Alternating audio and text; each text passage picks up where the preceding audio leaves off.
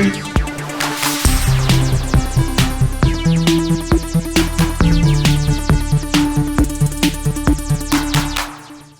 everyone, and welcome to GameFace, episode 380 on Sifted Games at Sifted.net. I'm Shane Satterfield, your host for the next couple hours of awesome video game discussion, and as always, alongside me to do that is Matthew Kyle. Matt posted the links to your shorts in the YouTube version. People thanked us for it. Did you get a little boost in views for them? A little bit. The director's been sending comments. He's like, one of yours. Cool. That's awesome. They mention it. Yeah. So if you guys are looking for that, by the way, if you watch the show on YouTube, our last episode, if you look in the description, there's links to both of Matt's most recent shorts in there. Give them a watch, rate them, share it, all that kind of stuff. Anything you can do to help our boy Matt would be greatly appreciated. So, and in fact, you know what? I'll post the links for that in this episode as well. So if you're watching this episode on YouTube, look down in the description. I'll put the links down there so you guys can check it out. Definitely worth watching. How long are both of them? Both about 10 minutes. 10 minutes, yeah. So, again, they're shorts. They don't take that long to watch. Support our boy Matt if you can. How's your week been, Matt? All right. Yeah? Yeah. No, I mean, Oscars weekend. Yeah. What'd you think about the Oscars in 5 minutes? Pretty solid. I mean, it felt more like a celebration of movies for once. I think they do have a good host in Kimmel. A couple of the shots near the beginning, because Kimmel was involved, and our cinematographer for those shorts also does stuff for that show. The couple of the shots in the Oscars were shot by him, by the same camera that shot our That's our awesome. stuff. So he's doing his stuff over there for Kimmel, which is cool. And I was pretty happy. I mean, I knew Oppenheimer was going to It just wiped the mat with everything. all the other films. But I'm glad that Poor Things did well. They did, all the production design and costume and stuff. And Emma Stone winning was a surprise, but I think she totally deserved it. She is that entire movie. It's probably my pick for my favorite movie of the year. I still haven't seen Oppenheimer. Does it deserve it? In comparison, like against that competition, no. I would put Barbie, Poor Things, Zone of Interest, and probably Anatomy of a Fall above Oppenheimer. But it's also sort of a body of work award. It was sort of time to give Christopher Nolan his Oscar. Did Barbie win anything? Barbie won Best Song. That's it. That's it? That's it. Are you surprised by that? No. That was my bet. I only got 17 of 23 right this year. That's pretty good. But that was I think that's really good. Usually I do better than that. I didn't win the pool. I used to win the Oscar pool every time I went to any Oscar party, but then I started going to Oscar parties with filmmakers, and that's a much tougher. Now it becomes who guessed the short correctly, basically. Yeah. And I got the two of the shorts wrong. I got Best Actress wrong because I thought it was going to be Lily Gladstone. That was kind of a coin flip. I think a lot of people were surprised by that. Yeah, but they both won a bunch of stuff. But Lily won the Golden Globe, so I thought that was going to be her. I have no problem with Emma winning it because Emma was phenomenal in that movie. Like, it's hard to believe that's the same character at the end of the film. It's really good performance. What about Robert Downey Jr.? Did he deserve his award, do you think? Again, or was it one of those things where it's like, you know what? We haven't given one to him yet, so he's close here. And I think it's like body of work a little bit, and this is a good time to do it for him. His speech was a lot of fun, but personally, I would probably have given it to Sterling K. Brown, who was really the heart of American fiction in a big way. Actually, I also liked American Fiction more than Oppenheimer. Now that I think about it. And like Mark Ruffalo really like knocked it out of the park in Poor Things. He's a great actor. He is, but Poor Things is one of his best. I haven't watched that yet either. And I would have been perfectly happy with him winning supporting actor as well. Yeah. He was really, really good, and doubly good because like apparently he was really not sure he could pull that role off, and was talked into it by the director, and he just nails it. Just absolutely nails it. Good I watched parts overall. of it. One thing I did notice is I managed to just jump in at one point where I don't know if it was like lead actress or supporting actress, but they were about to present the award, and they showed the stage, and they have like these banners hanging down That was all the different actors, previous winners introducing each nominee. And then, like, they raise the things, and the women are behind it. And it's really cool production-wise. As somebody who's worked on a bunch of award shows, I was like, that's pretty freaking cool. But it also seemed very narcissistic. It's a little. I mean, it's nice that everybody gets the little moment there, and it's cool, especially cool when like the people introducing the nominee is a friend of the nominee. Like I would like to see them remove the requirement that they were previous winners, and just bring in people who know them, because there's a nice moment. Yeah. The other thing is like, it's kind of gross to only do that for just the actors. Yeah, you know, where's the cinematographer?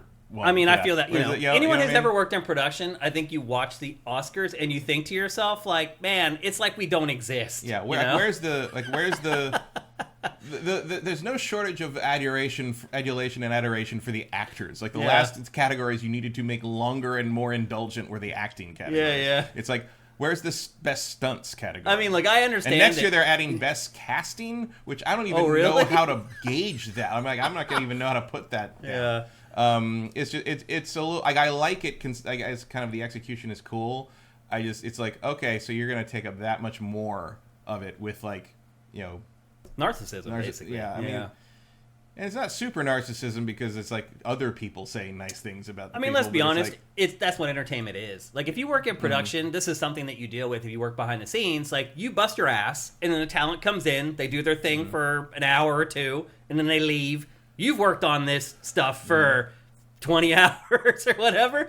No one ever knows that you did all that. They just know the person. But it's a deal that you make when you enter production. That's the way it is. You need to learn how to deal with it. I mean, they did bring all the crew out at the beginning and gave them all their big round of applause. In part because they don't want them to necessarily strike next year. Right. But the other thing is, like, nobody wants to see an award for best grip. Like, people just don't care. They want to see the celebrities. But that's where sound and again, and the thing is, like, I like the little introductions for everybody, but it's like I'd like to see some introductions for like sound or other because like I don't know anything. I mean, I know who Emma Stone is. I don't know who the cinematographer of this guy is. That whatever. That would be more interesting to me to some degree. Happy that Godzilla won VFX. It got some love. First Oscar for Godzilla. Hearing the Godzilla theme, and it might be the last. Hearing the Godzilla theme from the Oscar orchestra was certainly something cool. I didn't expect. And then the other one I was wrong about was I thought Oppenheimer would win sound because usually the winner of sound and editing. Usually the editing and sound winners you can pick because they are the ones with the most sound and editing. Not necessarily the best, but just the most. I hear you. Nolan's movies certainly have the most sound. Yes. And however, Zone of Interest won, and that's correct because Zone of Interest is some of the best storytelling through sound I saw all year. I'll have to check that out. It's remarkable. Be ready. Okay. It's a heavy I have the surround sound system to do it. It tells a story through this. It's incredible. Wow. Cool. I'm excited to check it out. For once, they picked the right thing. I was like, oh wow. I mean, that's categories voted on by people who actually sound, do it. So it's a little different. But I was pretty happy with it overall. Let's see what our crew is saying about the Oscars, if they even watched. People just don't watch award shows anymore. Actually, the ratings for this were up for the fourth year in a row. Wow. Very well. That's amazing. Another Barbenheimer bump, I think. Wow. Jao Zimpit. I think that's how you say it. Thank you for Twitch Prime, man. That's awesome. We appreciate it. Raphael Michael, thank you for Twitch Prime.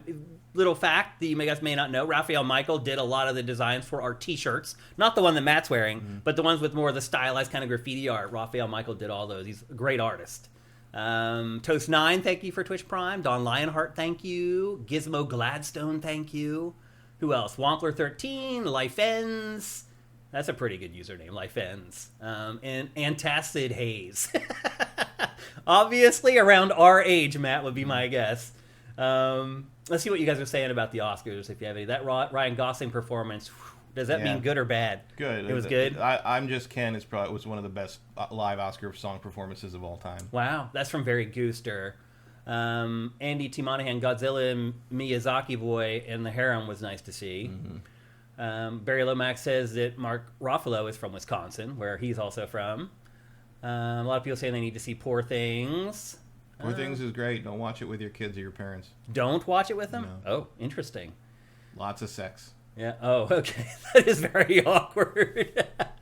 There's nothing worse than you're watching, like, back when you're, like, a teenager or whatever. Mm-hmm. You're watching a movie with your parents and a sex scene comes on. It has to be one of the most awkward moments. I mean, the movie is about her, like... Sex life. Yeah, but it's like, it's weird. It's like a Tim Burton movie. Imagine if Tim Burton had actually matured as a director over time. That's sort of what this is. Okay. It takes place in a weird sort of, like, steampunky, diesel-punky world. And yeah. AJ the Legend says he loved the Oscars. It's a good one. Barry Gooser says it got the Barbenheimer bump, meaning a lot of people watch for Barbie and 100%. Oppenheimer. People will watch if the movies that are nominated are things people care about. I think Barbenheimer got a big bump for it. I think Godzilla helped with another sliver of the audience. Like, a lot of stuff going on there. And then it's a couple more. Mello Pintor says Emma earned that Oscar. Yep. Link So Good says, when is Godzilla -1 coming to streaming? Do you know? They don't know yet.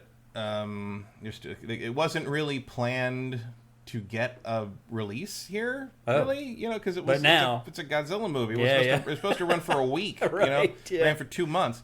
They're negotiating with Janus Films about a 4K release, which means it will probably come out through the Criterion Collection. Okay, which is also what the Showa era box set came out through them. So they seem to handle Godzilla movies in the U.S. now, which is also very funny because Criterion is. High-end, film stuff. Film. But the 1000th Criterion release was a box set collection of all the Showa-era Godzilla movies, which is pretty great. That is great. I hardly ever go to the movies anymore. I wait to watch stuff on streaming. So I saw that Poor Things is on Hulu right now. Mm-hmm. I don't have Hulu. It's like one of the only services I don't have, though. But it's already out on streaming, which is a good sign, which means it'll be coming probably to other services. All the Best Picture nominees are on streaming, although I think Zone of Interest you can only buy on Amazon for $19.99. I don't think you can rent it yet. Okay. Which I did buy it to see it because I hadn't seen it in the theater. Weird movie to own. Don't think I'll go back and rewatch that one a lot. It's a heavy trip. But. Yeah. Retro Modern Gamer says Oppenheimer was the only new movie I saw last year. I don't think I saw a single movie in theaters last year. I saw dozens. Really? Dozens of that. I mean, I see movies in theaters whenever I can. Are people showing up to theaters? Oh yeah. Yeah, they're doing good. Yeah, like it's especially around here. I mean, we go, like, our movie night group goes usually Thursday night or Friday night opening stuff, and like at the Chinese theater sometimes, and like that's always full. Not the edges, but like yeah, I think what was the only? I mean, I didn't see Madam Web, so as I understand the nobody did apparently for that. But the only God, what was there was something that didn't do well last year that was like the best. I haven't seen the theater that. It was Is it a superhero movie? Yeah, it was The Flash. Yeah. The Flash was emptier than I'd seen anything since the Uncharted movie. Whoa. It was like and it's already out there. I think it's on Amazon Prime now for streaming. Oh, I mean, that was half a year ago. Yeah. As soon as 6 weeks is up, you're usually seeing it on streaming. I mean, which I'm totally cool with. Like, Madam Web will probably be on streaming March 19th. That's exactly when that theatrical run is over. Yeah. So anyway, this is a video game podcast, believe it or not. This is GameFace 380. Miraculously, we have a huge episode today. I know at the end of last week's episode, we were kind of looking ahead and we were like, what are we going to do with next week's show? As it turns out, plenty of content for an episode of GameFace. In fact, we can't really spend a lot of time just messing around. We have a lot to get to in this week's show. Let's just kick it off. Let's get it going. Let's start with our housekeeping. And there's a lot of that as well this week. A lot of smaller stories that were hitting the industry over the last 7 days. The first one that I should bring up is unrelated to the industry in general, but we are taking questions for Pachter Factor right now. If you are a patron, there's an article up on our Patreon right now where you can leave a comment. If you use sifted.net, there's a post there where you can go and leave comments. And if you're just a user who watches us on YouTube or listens to our show on any of the podcast services, if you go to youtube.com/siftedgames and click the community tab, right there is a blog post where you can reply to it with your questions as well. We shoot the shows on Friday of this week, so I have a crazy week again. So you have a couple days to get your questions in. There's a lot going on. Don't forget about all the layoffs that just happened. The PlayStation layoffs, the EA layoffs. There's tons of fodder for Pachter Factor questions, so get those in. The first real story for this week's housekeeping, though, is Mario Day 2024. This is turning into a thing, Matt. Like, it feels like the last 2 years, Nintendo's made a big deal about Mario Day. And I guess the I is a 1 or something? in Mario Day. Yeah, March 10th. For March 10th, MAR-10 basically day. Why is March 10th Mario Day? Because that makes Mario.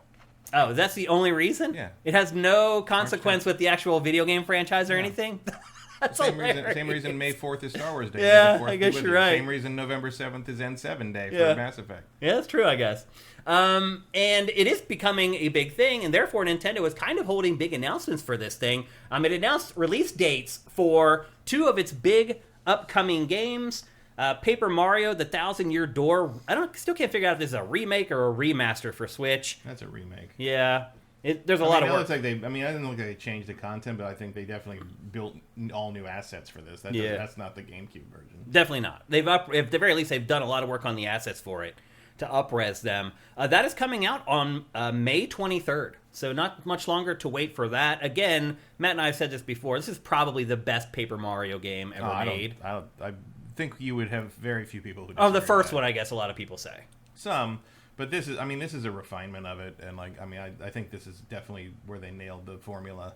And then did that Nintendo thing where you can't just repeat ourselves. You can repeat yourself if it's this good.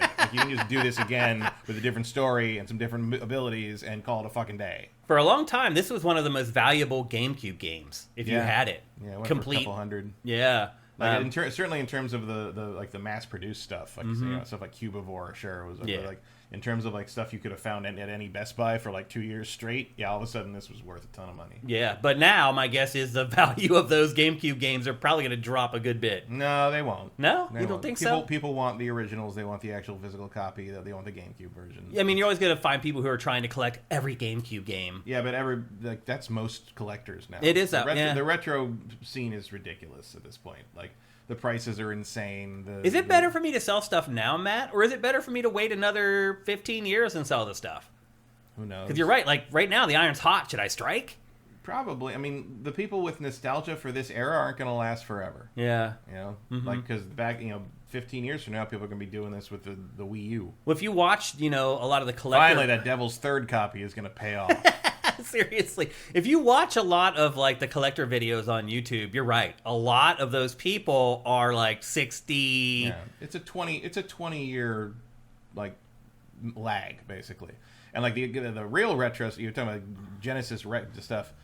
Those guys are older than us. Yeah, the people that are kind of hosting except and this is the one I recommend in terms of the YouTube stuff for retro it's called Now in the 90s. And they do this week. They put a video out every week, and it's what came out this week 30 years ago. Oh, this That's week cool. 30 years ago. I thought about doing a feature like that on Sifted. And it's very a daily good. thing. They dig up old commercials and they cover all this. It's the host does the main stuff, and then this VO guy who's supposedly the editor. Yeah. He has to do all the roundup, the VO roundup of all the sports games. Oh, okay. And it's just sometimes it just never ends. It's just God, there was a lot of sports games that came out. You know what I finally just did, Matt? I took all the sports games out of my collection and I just threw them away. Yeah. I had worth nothing. 30 some Xbox 360 sports games. I literally just threw in the trash. Yeah, because they're not worth anything. They're worth 50 cents. Anything that's not NCAA college basketball is worth nothing. Or college football. Yeah. But even now, the new college football is coming out here in a few months, and the value of that will be zero. So, yeah. I remember I went back to the game store I used to work at in 98, 99. I went back there one of my last few visits. Just look around, and they still exist. They're just the independent. It's like a annex of a record store that's been there for as long as I can remember. And they still have. The guy working behind the counter was the grandchild of the owner who used to hang out in the store when I worked there and watch Dragon Ball Z against my will. But they still had this little stack of Madden 64 that was, I guarantee, were the same cartridges that were there when I was there. There's no doubt about that. Nobody wants Madden 64. It was bad when it came out. I mean, it was this gimped version of Madden that was just awful. So, yeah, I can't imagine anybody would ever want one of those. Unless they're completing You could probably trick someone young enough into thinking it's Madden 1964. But that's before the NFL even existed. That was 68, I think. They don't know that. Well, actually, the NFL did exist. The AFL and the NFL came together to form the NFL. So, yeah, I guess it did exist. Kids are dumb. They are. They don't know their history, Matt. Some more stuff from Mario Day is we also got the release date for Luigi's Mansion 2 HD, which is really Luigi's Mansion Dark Moon, which was a handheld game. But this is definitely a remake because, they had to completely rebuild this thing from the ground up. I'm a big fan of Luigi's Mansion in general. I love Luigi's Mansion 3. But this one, we have the release date for this now. This is coming almost a month to the day after Paper Mario Thousand Year Door. It launches on June 27th for Switch. And this game is great, by the way. Most of you guys have never played it because it was a handheld game, and a lot of people just overlooked it for that reason. It's every bit as good as the other Luigi's Mansions games. So I do enjoy that the Poltergeist kind of looks like a Virtual Boy. Yeah. Which implies that the Virtual Boy sucks. Yeah. I actually did not put that together, but that's pretty clever. And so anyway, again, that is coming out on June 27th. And then we got a couple other smaller-ish announcements. We got some new Game Boy stuff coming to Nintendo Switch Online. There are 3 brand new games coming, or actually they're already there. They basically stealth launched. Dr. Mario, Mario Tennis, and Mario Golf all just launched into Nintendo Switch Online. Again, you need the bigger subscription to access those games. Is it the $50 per year? I think so. Or $60, I can't remember. But you do need to have the higher subscription level. You can't just have the subscription level that you pay like the $25 or the $20 just to play online. But if you have Nintendo Switch Online, if you're paying that higher amount, there are 3 brand new Game Boy games. What do you remember about these games, Matt? Anything? No, I've never played any of these on the Game Boy. The sports games are actually RPGs. They're kind of like the progenitors of some of the games that have come since then, like Golf Story and things like that. I do remember these games, and they were pretty darn good RPGs, if I remember correctly. It's been a long time since I played them at this point. But if I remember correctly, they were pretty darn good. So, again, Dr. Mario, which is a great puzzle game, just kind of Nintendo's take on Tetris in some twisted way. I think I'd rather play the NES one, though. Yeah, probably. And then, again, Mario Tennis and Mario Golf, which are sports RPGs. The sports part of it, passable. The RPG part of it is the bigger part of the game. They're solid. Usually those are solid games in terms of mechanics. You're talking about something at least as good as, like, Hot Shots Golf or... Yeah, they're arcade-style sports games. Or Virtua Tennis. What happened to that series? I don't know, but Top Spin just came back. Yeah, Top Spin 2K25 was announced like a week ago, and then today they announced a release date. It's coming in April, if I remember correctly.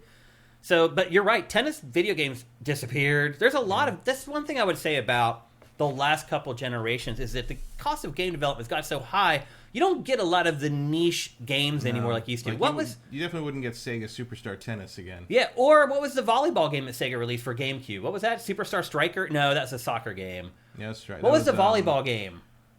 From Sega. Yeah, I remember. Someone in chat will probably remember. It's not Windjammers. That's the Frisbee thing. But we don't get stuff like that anymore. Like, because games are too expensive, or you end up getting them from an indie developer. Maybe. Something like that. Beach Spikers. That's what it was. Yeah. Spikers. Stuff like that. Like, just... And I have a buddy who used to be a professional volleyball player, and I was home for the holidays. He was talking to me about games, and he used to be a huge gamer. Like, up and through adulthood. Like, probably he made it through the Xbox 360 era before he kind of fell off, but he and I used to go through legendary Mario Kart battles, and he used to be a huge gamer. He was telling me, like, he's fallen off from gaming because that stuff doesn't exist anymore.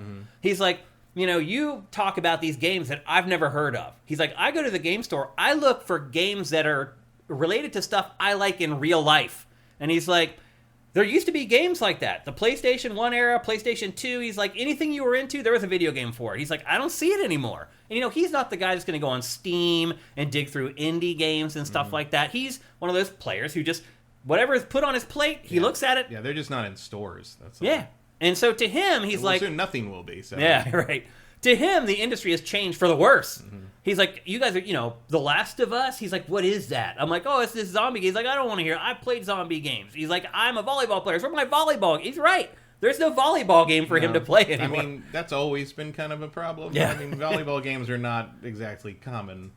I remember the first one I ever saw was on Genesis, and it was just this weird side view thing that you couldn't even play properly. Yeah, there haven't been a lot of them. But his point is that, like, I try to find games that relate to things I like in real life, and it's become harder for me to do that over time, basically. I mean, I like zombies in real life. Yeah. Right. So anyway, it's not like you're playing professional volleyball either. It's a fantasy either way. Yeah. And then there was a couple other smaller things. We got the first announcement of the Super Mario Brothers Movie 2. Who knows what they end up calling it, but the sequel to the Super Mario Brothers movie is coming in spring of 2025? 2026. I would say probably 2026, yeah. And they didn't say a whole lot about it. The word is there's 2 more being planned after that, too. I mean, why wouldn't you? You'd be stupid not to. Especially because you're not going to have to worry about making any more Zeldas, I don't think. Yeah. Why? Because I don't think a live-action Zelda is going to hit. Yeah. I don't either. Yeah, that's going to be a one-and-done deal. That's going to be, because no matter how good it is, it's just going to be Dungeons & Dragons again. Yeah. And believe me, Dungeons & Dragons deserve to do better than it did. That's a great movie. Yep. And then there was a couple other smaller things. Lego stuff. So they announced Lego Super Mario Kart. That's coming in 2025. They didn't say a whole lot about it. They put out a little teaser trailer that didn't show anything. No. It'll be interesting to see if it actually works. I would think not. Yeah. It's probably just the carts. That's what I figured. I mean, They already kind of tried that, with the big Mario. Yeah. I played it. Yeah, I still have it, sitting in the closet collecting dust. A lot of stuff like that. I should go see if my Steel Battalion controller is just covered in spiders. I wonder what that's worth now. A few $100. Oh yeah, that's it. Yeah, surprise. Shipping that would be a pain. Yeah, I wouldn't want to do. I mean, how many people even have original Xboxes to plug that into anymore? Not a lot. I've always thought about pulling it out, but then a box is falling apart. It's probably just full of spiders and other stuff you don't want to get into. Yeah. And then the final thing is they also announced a bunch of new Mario Lego sets that aren't Mario Kart. And that has been highly lucrative for Lego. Yeah, I don't see that ending anytime soon. Yeah, they found a real niche with the video game stuff. I mean, that they've done those. They've done Horizon. They've done Sonic. I would love to see some classic Sega stuff. I'd buy a Shinobi one or a Space Harrier. I would like these classic video game scenes or something, that kind of thing. You know what I thought of the other day that I hadn't thought of in years from Sega that I think is probably lost media at this point. Planet Harriers. Remember that? Yeah. Sega had that in the lobby when we were in that building. Yeah. And we would go up and play it all the time. And that's on nothing. Yeah. That has never been ported to anything. Yeah, it's true. Yep. A lot of those arcade few stragglers out there like that for sure. Yeah. Or that 360, that pod they used to Sega used to have, the R360. Oh yeah. Had G-Lock in it. Yeah, that's right. Galaxy Force. There's only 3 of those left in the world. Wow. That still work.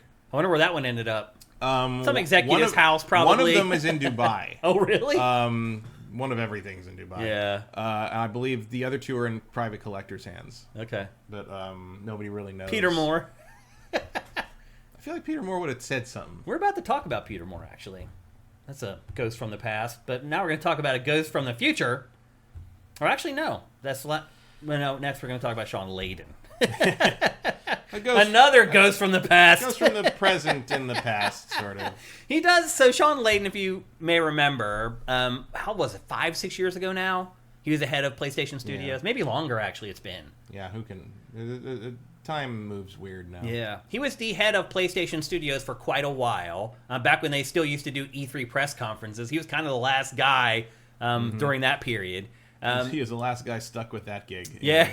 He had the job that Holman Hurst now has, the guy from Guerrilla Games. Who basically, you're the guy who's managing the entire PlayStation first-party portfolio. And so he knows how game development works, and he did an interview with VentureBeat this week. And I'll just say, it is a great interview. You should go read it. It's curated to Sifted right now. We're not going to go over everything that was discussed, but one thing that Sean said that really stuck with me in the interview was that he says that he believes it won't be too long before video games move to the same production format as film. Basically, you hire a bunch of people, they come in, they make the game, and when it's done, they all dissipate and leave. How do you feel about that, Matt? I think that's unsustainable. Is it more sustainable than what's happening now, though? Because his point was that we're paying people to sit around waiting for work right now. Well, that's a management problem. That's true. Not a hiring problem. That's true. The reason the film model works as well as it does is because making a movie is the same every time. No matter what kind of movie you're making, the lights work the same. No matter what kind of movie you're making, the camera works the same. That's just how it is. Yeah. That is not true of games. If you are not keeping around your people who know the ins and outs of whatever engine or whatever modified tools you're using, like you're going to have to retrain people every time, or you're just rehiring the same people over and over again, which at that point you're just like, well, we want you to be there and available and ready for everything we want you to do, but we're not going to pay you full time, and we're not going to like give you benefits. And like that's just not, because that's what this is really about, Matt. Yeah, is that if that happens, you do not have to pay your employees benefits. You don't have to do 401k match. You don't have to provide health care. And the other reason the film model works as well as it does is because literally everyone in film is unionized. Yeah. And so no one can be mistreated against those rules. And if they are, then some shit goes down. Except VFX, which really needs to unionize. So if this happens, you are literally asking all of game development to unionize against the publishers, which I don't think the publishers want. And so I would encourage them to figure out a way to just pay people properly and and not be afraid to have talented and skilled people be on your payroll permanently. So when you make your next game and maybe plan it a little better next time, they can move right on to the next project. The other thing to remember... There are certain parts of game development, though, where you can't avoid the sitting around. Right. And I mean, there's certain... But that's also true of filmmaking. Yeah. Half of movie making is sitting around waiting for the other crew to finish setting something up. It's true. Like, why do you think... That's just how it works. Right. But film has already... But film is unionized to the point that that's all covered. That's all handled. Unionization is starting to happen in games. Yeah, though. and it needs like to happen. 600 employees at Microsoft just unionized on Friday. And Activision today. Yeah. But what I'm saying, and the other thing to remember is that most of I definitely have been talking more with my game development friends about all that's happening in the layoffs and stuff. And as one of them noted, this guy's been on everything. He's been on all the a bunch of the Assassin's Creeds. He was on Watch Dogs. He was on. He's worked in AAA, and indie, and he's worked on everything. He's worked at 10-person companies and 10,000-person companies. He says all you need to make a game is 30 programmers, 15 designers, and a couple of leads, and then a ton of artists. He's like, the only difference between a AA and a AAA game is 1,000 artists. Yeah, the assets. That's it. Yeah. That's all it is. Yeah. It depends what kind of graphical fidelity you want. What we're looking at here, lots of artists. Last of Us looks like this because 2,000 artists worked on this for 4 years. Yeah, every texture, That's even it. that corkboard texture right there was made by a great artist. Somebody had to figure out what all that text said on that little can. Model that metal can. Take a picture of a real can, model it so it's not copyrightable, like the whole thing. And I mean, some of this is because the companies are starting to, maybe we can use AI to do this. Yeah. But one of the things they're slowly figuring out, unfortunately, after they've fired a bunch of people now, is like, you can't copyright that. AI generated crap is not copyrightable because you're taking it from somebody else already. You scraped it from other people who actually do own copyrights on things. Yeah. And more people are finding ways to basically trick these image generators into spitting out an image that's identical to the source material. Yeah. And they've been doing it with Disney movies, which is the fastest way to ensure some kind of legal action happens. So that's the fastest way to shut it down immediately. Which is what needs to happen. Yeah. I mean, it's a difference between like AI. I mean, people have used AI stuff, what we would now call AI, to help make games for 15, 20 years. Procedural generation. We used to call them macros. Yeah, macros. or just tools. Sometimes that's just what tools means. Like, no one placed every tree in Skyrim, personally. Yeah. That was a procedural and we would call that AI because if you go to like CES or one of these tech shows now, every single fucking company has whatever AI in the title now, whether what they're doing is AI or not, because that's the hotness. Well, that's how you get money. It's like how everything used to be blockchain, or everything was crypto. Like that's just how it is now. So eventually they're going to learn that this is, and there's ways to use it. Like a guy who was doing like walk animations gave the example of like, maybe if I have like kind of a large language model that I can like plug in like 5 of my animation keyframes to, and then it spits out like 120 frames a second animation of the walk cycle. Like that saves me a lot of time. Oh yeah. And I didn't use any stolen assets. Right? I just put my own art into it, and it's like an internal tool that spits that back out, and now I've got this walking character. Yeah. Great. That's great. Yeah. But like, you still need the artist to do that. Oh, like that, a person needs to be there and be paid to create that work. You can't. The machines can't create anything. Oh, I've learned this, Matt. And if they don't, I've been trying to make the open for GameFace with AI. It just wasn't ready yet. It's kind of ready now. If you can get into the beta for that new thing that OpenAI did or whatever. It's still not. I mean, it does not creating anything. It's just like it's making it's text to video. It's basically. making collages out of existing art stolen from artists. Yeah. That like is such a detailed like mishmash, such a big mishmash that our eyes can't tell the difference most of the time. But it can't create anything new. Like anyone who tells you that the AI is creating something is lying or stupid. It's just creating a potpourri, basically, from existing assets. Because if it could create something new, it's sentient. It would be scary AF. And it would be in a fucking lab somewhere. You wouldn't have access to ChatGPT if it could think. They're not thinking when you're not talking to them. Right. They don't have any independent thoughts. Yeah. And when they do, they are a new form of life. Yeah. And that's terrifying. And I assure you, that new form of life will get very tired of you generating 4,000 stupid AI versions of Henry Cavill's Superman looking like a monster. Right. And then calling it cool. Yep. So anyway, yeah, I mean, I think you're right. I think for that model to work with game development, you're right. You're going to need to protect yourself as a developer. Yeah, it needs to change. Like the whole industry would have to change how they treat people and how people expect to be treated on a massive scale. And he may be right, but like, I'm not sure any of these companies are ready to make that change. I think right now they're all scrambling, trying to figure out how can we still make games as good as we're making them now, but chop $100 million off of the budget for them. Well, and I just don't know if that's feasible. The American fiction screenwriter basically laid that out when he in his acceptance speech. Instead of making a $200 million movie, make $10-20 million. I saw that clip actually, like, very compelling. Yeah, and then he said like make 1,000 fit like make 15 $4 million movie. Right? Yeah, absolutely. Yeah, I mean it makes sense. Yeah, you don't have to dump $200 million in a movie to do well at the box office and turn a profit. And you can still make these big Last of Us productions. Look at Godzilla. But you got to pick your fucking battles, or look at the creator. The creator didn't win because it didn't have the positive buzz that Godzilla has. It was a bomb.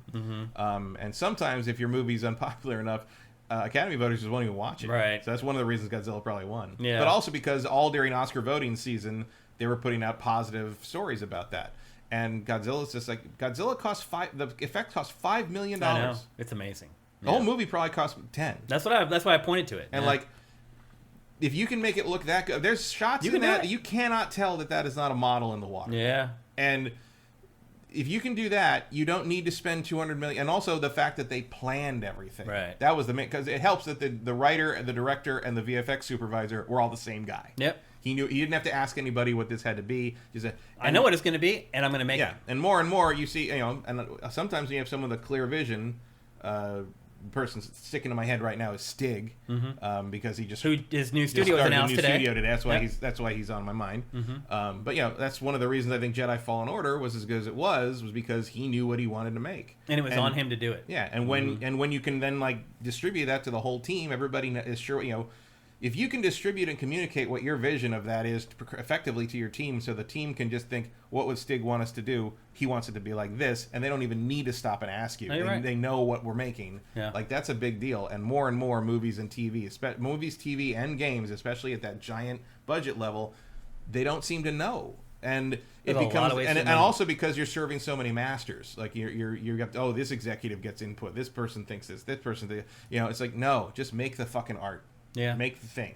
Like you can't make the thing by committee. You have to actually do it. Yeah. Which is also what Dakota Johnson keeps saying about why Madam Web sucked. Yeah. So there should be some lessons there. I don't know if anybody's gonna be smart enough to learn them, particularly at Sony Pictures. Yeah. But anyway, again, that interview is up on Sifted right now. Check it out. He says a lot of other stuff that I feel is at least interesting and will make you think about game development if you're interested in that kind of thing.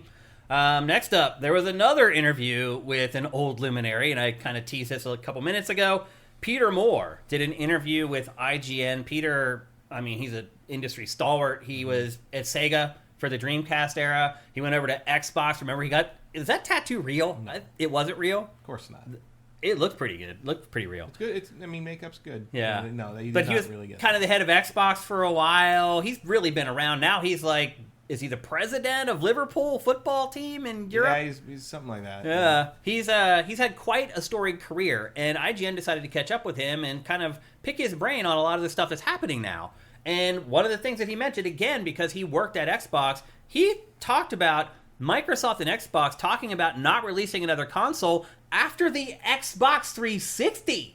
They've been talking about this console-free future at Microsoft and Xbox for a really, really long time. Which is why I've always assumed that Pachter talks about it all the time, because he knows those guys talk about it. Probably. Yeah, it could be. But they asked him what he thinks now Microsoft should do, whether it should keep making consoles or not.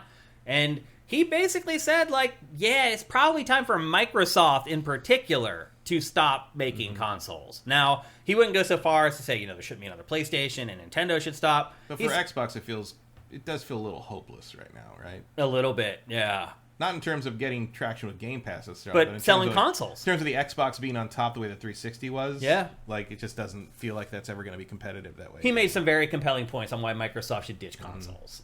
Because he's like, you got to realize, when you launch a new console, that's like a $5 billion bet. By the time you go through all the R&D and the actual production of the console, and then if something goes wrong, like, he lived through the Red Ring of Death at Xbox. So he has experience where, oh my God, we're in hardware, and we launched it, and it cost us a ton of money to do that, and now it's going to cost us double the money to recall these consoles. So he might be a little bit of a special case because he's actually scarred by stuff like that. He sort of lived through the worst case scenario. Yeah, literally. But he says, like, based upon the talks that we had when I was there and what's happened since I was there, like, it doesn't really make sense for Microsoft to launch consoles anymore.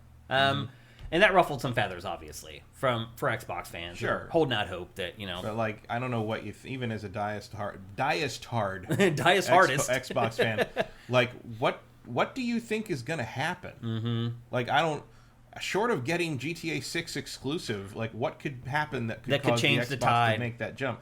I'm not even talking this generation. I mean, like, any generation in the future. No. Like, what would it take?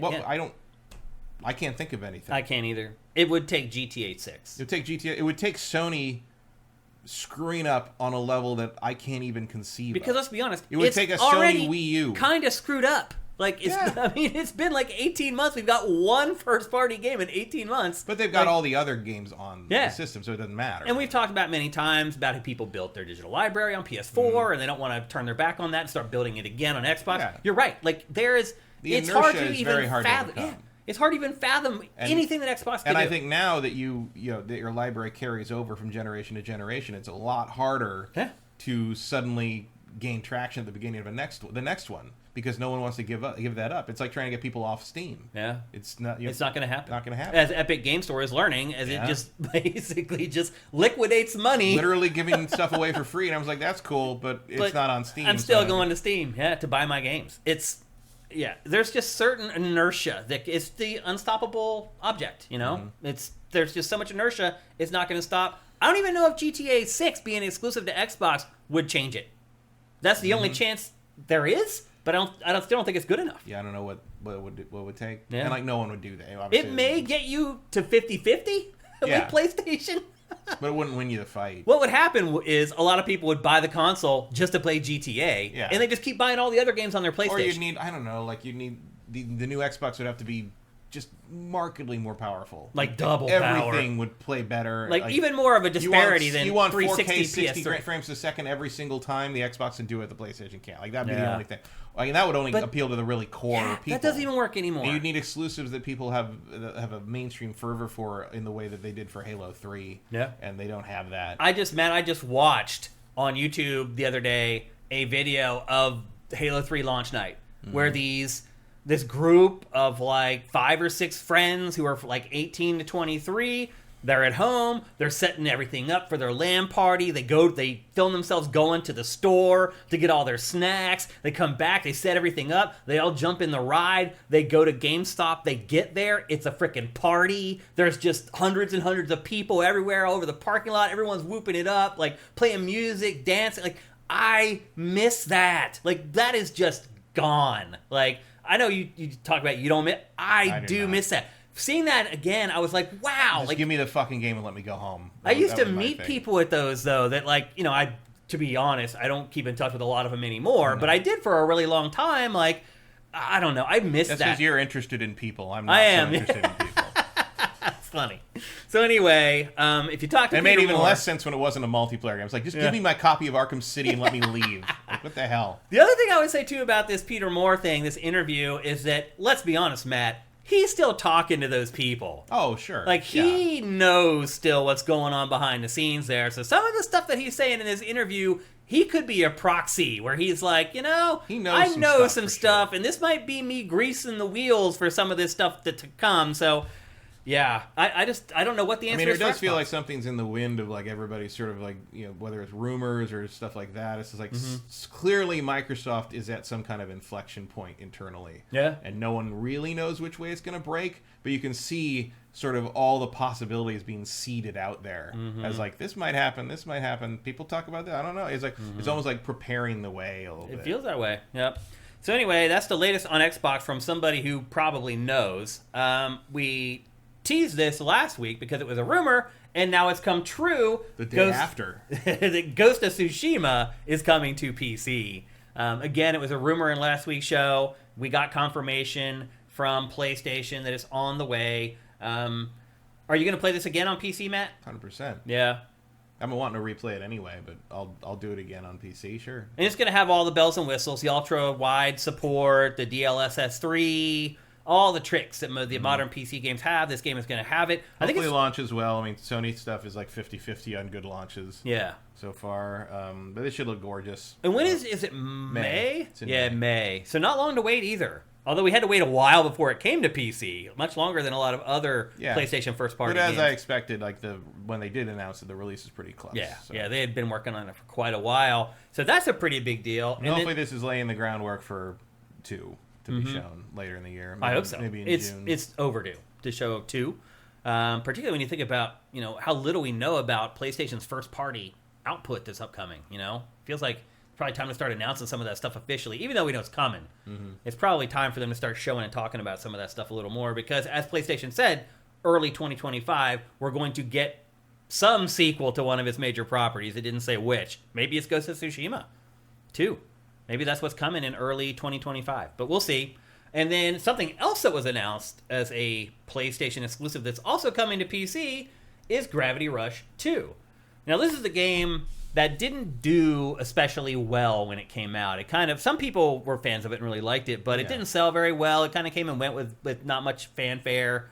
This Same game, with the first one, really. Yeah. They really wanted this to be something. Yeah, this game probably should have come to PC 2 years ago. Yeah, although there was a period where the remastered versions of these 2 games were going for hundreds and hundreds of dollars because they were very briefly released on PS4 and that was it. Yeah. These games were made by PlayStation Tokyo Studio, which I think was just disbanded in the layoffs. I think that was one of the studios that was cut. I don't remember if they were. So I don't know who's going to work on the PC. Probably Nix's, the same company that does all the stuff. It's the same port people. It's been doing it all. I don't think Sucker Punch had a lot to do with the Ghost of Tsushima PC port. Probably not. But this game is a no-brainer to go to PC. Like, they should just empty their back catalog of stuff like this. I'm surprised they're not doing both of them. Yeah, I mean, they should just empty any game that's this older, go for it. No one's going to care. You're going to make more money off of these games than you made. I would buy Last Guardian at full price just to have a version that runs properly. Right, yeah, because you're right. Like, the version that came out, it ran like crap, and it wasn't quite up to the vision everybody had for it. And they never gave it a PS5 proper upgrade. Yeah. Yep. So there's tons of stuff right now. In fact, I think it runs for a while. I don't know. Maybe they fixed it, but for a while it ran worse on PS5. Yeah. Yep. So there's so many games in PlayStation's catalog from PS4. The whole PS4 catalog should be on even PC. before that, it's nice they're putting the Vita or whatever Resistance game on. But where's the PS3 trilogy? Right. Like save that stuff from that console. I think it's too much work. I think it probably, but it's like. It's a shame that like those games and the Ratchet games are stuck there, and the Sly games and PS3 was such a huge mistake on so many levels. levels. Oh yeah, you never should have given Kutaragi such free reign. Crazy. Cyber World did not pay off. No, it did not. Or like, what was the other thing I was thinking of from that era? I forgot. No, there's a bunch of stuff in there that there's tons. You should rescue it, like Killzone. Yeah. I'm sure nobody wants to think about Killzone over Guerrilla again, but it's like, why not? Like, why not? It's a shame that those things are there are fans of that game only, but like, I guess there's some of them on streaming, but like, that's not the same thing. No. And I wonder if they literally just have like PlayStation 3s sitting somewhere for the. Yeah, I don't know. I mean, PlayStation 3 Blade servers. Right. Probably. I mean, I don't know how else you do it. I don't either. So anyway, there you go. We don't have a date yet for Gravity Rush 2, but it is on the way to PC. And then next up, so Marvel Spider-Man 2 finally released its New Game Plus this week, Matt, and it was an unmitigated disaster. Oh, wait, did I just skip the story? Yeah. I did skip a story. Skipped EA. Okay, so this story, Matt, you've been asking for something for a really long time that finally came to fruition. However... And the monkey's paw curls. However, it didn't work out quite as you hoped, and I'm guessing you're saying right now, not like that. No. So Matt has been asking for a long time for EA to actually recognize that it has this awesome back catalog of games and franchises and IP that it can make new games from. And finally, EA is like, all right, Matt, here's 11 games from our old catalog that we're going to release on Steam. Something that EA never does. And then, what happened, Matt? Well, they're First of all, not really the ones I was hoping. Also, they're all been available on GOG for years. Like none of these are new. These are the games: releases. Command and Conquer Ultimate Collection, SimCity 3000 Unlimited, Populous 2, Populous the Beginning, Dungeon Keeper Gold, Dungeon Keeper 2, Sid Meier's Alpha Centauri, and the Saboteur. And some of those are good. Yeah. I mean, the Saboteur is great. Pandemic's last game. Yeah, it's last ever game. A couple of those Command and Conquer games are going on, but it's like, again, they've all been available on GOG for years. Yeah. So if you wanted a version with DRM, here you go. It's I don't know, it's a good sign, I guess. Yeah. But don't stop. It's a here. start. Yeah. Right. Don't. You're not done. Yeah. Like, keep going. Yep. Let me see some other stuff that hasn't been around for a while. It also resulted in a weird situation for another game called Potions: A Curious Tale, which I've been playing. So the story of the potions. Here's my curious tale about potions. So long ago, in the wild and primitive year we call 2015, I was on a show for a network called Fusion about Star Wars. Yeah. It was an official by Lucasfilm was involved. Like, we were making a real Lucasfilm sponsored production, working with Lucasfilm, with Disney, everything, to make a show about Star Wars video games, because it was Force Awakens was coming out. It was basically going to be like a big celebration of Star Wars video games. They changed that eventually to only highlight. They wanted to. They said instead of being about the top 10 or whatever classics, best Star Wars games, they wanted to be about the ones coming out. So it became going to Sweden to interview the Battlefront team and I think Disney Infinity and stuff like that. But at the time, we thought we were going to have to get we were going to do kind of like a I Love the 80s sort of thing about Star Wars games. And so we were going to go. We'd already gone to D23 and gotten some interviews. Then I interviewed Chris Kohler for his stuff about that. We did get some stuff in the can for that. But we're going to go to PAX in Seattle and interview people just about their favorite Star Wars games. At the same time, this other show that was at the network at the time had it was a show about online people trying to make kind of online businesses their career or whatever. And they had this girl who was trying to make a game about potion brewing, and they wanted me to set up interviews with people like up in PAX that she could talk to about getting it published or advice or how to, and that they could film it for the show. So I did. I set her up with a bunch. I think my friend who does Devolver PR set her up with the CEO of Devolver, and we got her some good access as far as I know. We didn't go to PAX in the end, so only they did. But as I understand it, she met a bunch of people and they all liked her and gave her ideas and what to do and how to do it, and it helped her. And so and I didn't think much of it after that. That job was done, and then we did Star Wars. We finished the Star Wars show, and the couple days before it was supposed to air, that French terrorist bombing happened, and Disney's policy when something like that happens is to just shut down all promotion for a couple of days. So our show got zero promotion. Nobody knew it aired. It aired. We'd worked on it for like 5 months. It aired. No one saw it. The end. You got paid. Yeah, I got to go to Sweden. Yeah. For 24 hours. We're in Sweden for like 32 hours. I think we were in the air there and back longer than we were on the ground. Amazing. That's funny. But yeah, so I was, and then the other day I wake up and I see on Twitter on my phone that she released the game. Like the Potions of Curious Tale came after she said 10 years of working on it, so she'd already been working on it for a couple of years before I set this thing. So in a very, very tiny, small way, I felt like I had contributed. You had a to part that. in that game releasing, for sure. And right after she put it out on Steam, EA put all these games out and knocked her off the new releases page. That's brutal. After 10 years of work. Right. And so she made kind of a tearful TikTok about how unfair she felt it was. And at the end kind of put in like a little bitter like Happy International Women's Day because it was International. And of course all the chuds descended on her for like, oh, it wasn't because you're a woman. I'm like, no, it's like if something bad happens to you on your birthday and you're like, well, happy birthday to me. Yeah. It's like you think like everyone says it's not like you think the power company shut your power off because it was your birthday. It's just like it's ironic that something that bad happens to you on a day that's supposed to be good for you. Use your fucking brains, people. Jesus Christ. But in the end, like people kind of picked up the cause, and when after all that, I finally loaded Steam up later that night, and I looked at and like the top new release was Potions. Oh, great! It was right on my page. It was it right all there. Worked out. And I don't know if that's because it was on everyone's, or if because like Steam knows I play weird indie bullshit all the time. Yeah, it could have been the algorithm. No, it's like, yeah, you'll like this. Like, there you go. You're doing a weird thing with ingredients and you're collecting berries the whole time. That's what you like, right? We know you. Yeah.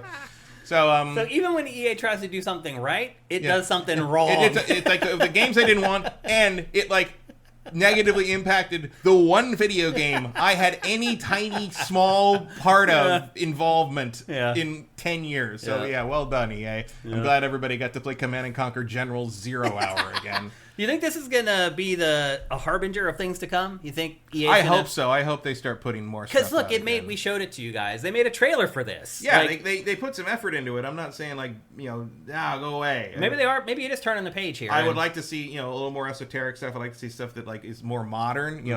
Again, I think these are mainly because they already existed in modern working form on GOG, and you can just throw. I mean, that Command low hanging fruit. That Command and Conquer collection's been everywhere. Right? Yeah, and it's a good collection. It's got everything, literally everything, including Renegade, which is still a pretty good boomer shooter. Yeah.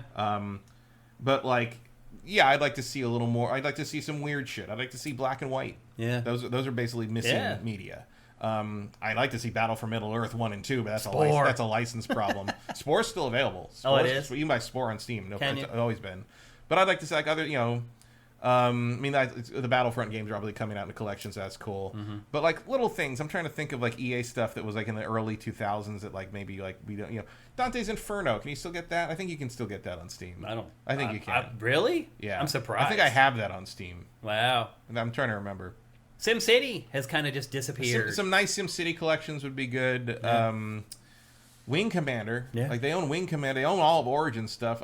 Some really nice Ultima remasters would be nice. Yeah, they have a huge. They're all available on GOG in their original form, but it'd be nice to have something where the inventory isn't like trying to figure out Python. It's like some of that stuff is just awful. It is. Now.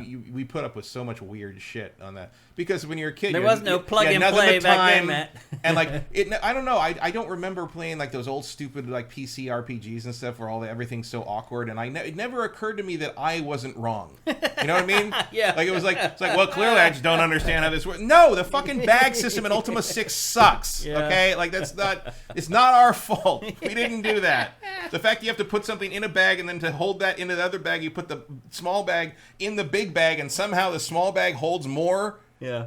Like that's not how bags work. But it is how bags work in Ultima. So it's hopefully this is a sign of better things to come. Yeah, I would like to think so. Yeah. I hope there's some forward thinking here. I mean, like you say, the fact that they made a trailer for it, and if you notice how often they show someone clicking single player, that feels like intentional, right? Yeah. So yeah, I'd like to see this continue. I'm taking it as a good sign. Yeah. But it certainly isn't the start I was hoping for. But like, hey, you got to start somewhere. Better than nothing. Yep. With EA, that it's just like if you're going to start any kind of program or any kind of thing like this, it's like, well, it's the cheapest possible way. Yeah. And it's just take all this shit on GOG and put it on Steam. We know works already. Yeah. But it seems to have done okay. That stuff sold okay. People care. Maybe they'll encourage them to keep going. People will come, Ray. Yep. Next story, I kind of teased it a minute ago, is related to Marvel's Spider-Man 2. They finally released the new Game Plus for the game, and this is just baffling to me coming from Insomniac, Matt, but so inside the code, first of all, inside the code for the new Game Plus, when they started like decompiling it and digging into the code, they basically found the DLC roadmap for the game. So they know now what the DLC is. Is it Beetle or something like that? Is that what's coming? Beetle? Yeah, there's something that they found, some character. I mean, the Beetle is a Spider-Man villain. Okay, well, I think he's part of the DLC that's coming, so they found that. But the worst part of it all was that they also included the debug menu in the game. And of course, players found the debug menu, and then Insomniac was like, don't touch that because it could completely corrupt your save. That did not stop anyone, No, as I understand it. From Insomniac, I can't believe this happened, Matt. Especially after the hack. Yeah. You'd think you'd have everything locked down. Yeah. Holy moly, man. What a mistake. And they're like, oh, we're going to issue a hot fix and blah, blah, blah. So everyone's like, take your stuff offline, stop update, because everyone wants to keep the debug. Yep. For whatever reason. I mean, I don't really care about that. But well, we don't care because we've had debug menus throughout our careers. Right. Like, people who don't work in the industry like we have, they've never messed around with a debug menu before. But like, I promise you, it's more fun to just play the game. It is. Yeah. As we learned very quickly, you leave the debug menus alone generally because it does cause problems. It'll make the games crash. But anyway, it just, to me, the oversight here by Insomniac is just, again, as you pointed out, after the hack, to just not have everything buttoned up for something like this. This is also, by the way, people were waiting for this New Game Plus for forever. It's been, what now, 4 or 5 months since the game launched? Like, we've talked about New Game Plus before. It's like, a month or two after the game comes out. That makes sense. I mean, we're way past that now with this game. I mean, the first game didn't get New Game Plus until the first DLC You're right. pack. I don't remember how long that was after launch, though. So anyway, Insomniac had a lot of time to make sure this was all buttoned up, and they left the debug. I can't comprehend it. I don't know how it happened. It is one of the biggest gaffes I've ever seen from a major studio. Yeah, I mean, there have been weird things but this is, like, the whole menu, just access to the dev menu It's crazy. Remarkable. Yeah, so... Certainly on a console game. Yeah. I mean, being able to dig that out of a PC game is not that unusual, but, Yeah. especially on a Sony game, I don't know. It's bizarre. Like, when I saw that news, I read it twice. Yeah. I'm like, really? Like, Insomniac's had a rough couple months here, man. Yeah. It really, I mean, for a studio that's almost infallible in the past, to have to go through a horrible hack, and then just to have, this is all Insomniac's fault here. And the layoffs, which, again, wasn't really Insomniac's fault. It's the mothership. But still... You couldn't really perform any better than they did. Yeah. It's been a rough few months for Insomniac. I'm sure they'll be fine. But it is a little bit of a blemish on an otherwise remarkable history as a game developer. And then we got some bad news this week, Matt. The creator of Dragon Ball, Akira Toriyama, died this week at 68 years old. That seems young It is. to die. Did you ever figure out what happened? Subdural hematoma. Oh, so is that like an aneurysm? It's a burst blood vessel in the brain, between the brain and the skull, usually from an injury. It's Really? Usually from a hit. Like, it's like maybe he fell or something, or a car accident. My grandmother's died from that in her sleep.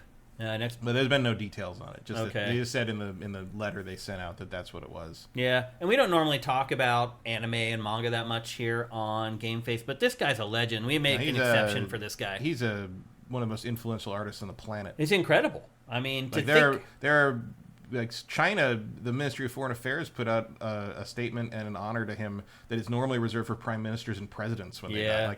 And it's estimated that Toriyama's work resulted in over 400 million Chinese children reading his work and getting into comics and enjoying reading. Like China credits him for like hundreds of millions of people enjoying reading. Like, he basically raised two of my nephews. I mean, his shows. His work improved Chinese-Japanese relations. Yeah. It's a remarkable... He truly transcends. I am not a giant Toriyama fan. I was too old for Dragon Ball when it came here. I don't particularly like the art style. It's just a certain combination of whimsy. It's very unique, though. You see it immediately. Dragon Quest and Chrono Trigger cannot be argued. Yeah. Let's be honest. I love Chrono Trigger. It's probably I would say it's probably the best 16-bit Square RPG. Maybe Square's best RPG of all time. Yeah. And he did all the art in that. For Dragon, obviously Dragon Quest. I mean, huge part of you. Somebody was posting the requests for the creatures they sent him for Dragon Quest 1 and what he sent back, and like he don't give a fuck what they wanted. Like the slime was like this little gelatin thing. He just draws back that fucking teardrop slime. And like, of course, he's like, oh, you want it to be like a weird little gelatin thing? No, here's the most iconic thing that you'll ever publish. Here you go. There's a face of your whole franchise for the next 40 years. He was right. Like, there it is. Yeah. Or like characters are like, she should be in a miniskirt. She's like, no. He's like, no, she shouldn't. It's a long dress. She has a long sleeve dress. Yeah, it's just like, that's what she was. You know, that's what they went with because he's fucking. He's a genius. I mean, let's be honest. And remember, Dragon Quest was so popular that when a new one would come out, so many people took the day off work that the productivity impact could be measured nationally. Yeah, it was for a long time. It was the biggest video game franchise in Japan. Period. Yeah. There was none bigger. This man is. There are very, very, very few people in the world that can compare to his impact and his like Spielberg. Yeah, Lucas. He's on that like level. You're in that realm. He's in that level with these guys. Yep. Ethemon says Brazil did a day of mourning for him too. Yeah, Brazil, big everywhere. Like he does, and gaming. You know, look, games wouldn't be the same without him. Yeah. Like even if you don't like Dragon Quest or Chrono Trigger or anything, I mean, what's wrong with you don't like Chrono Trigger? But like, his art is so influential. Like, there's no way it would be. You know, same with what was the Mario. Mario's run stuff is based on art he did. Yeah, I know. It's crazy. Like if you go back and look at all the different Mario villains, especially in Mario 2, they're just Toriyama stuff. Mm-hmm. It's literally based on stuff he put in his manga. He was a god. Miyamoto just openly says I stole shit from him all through the 80s. And like if Miyamoto says that, you know it's real. Yep. So rest in peace to Akira Toriyama.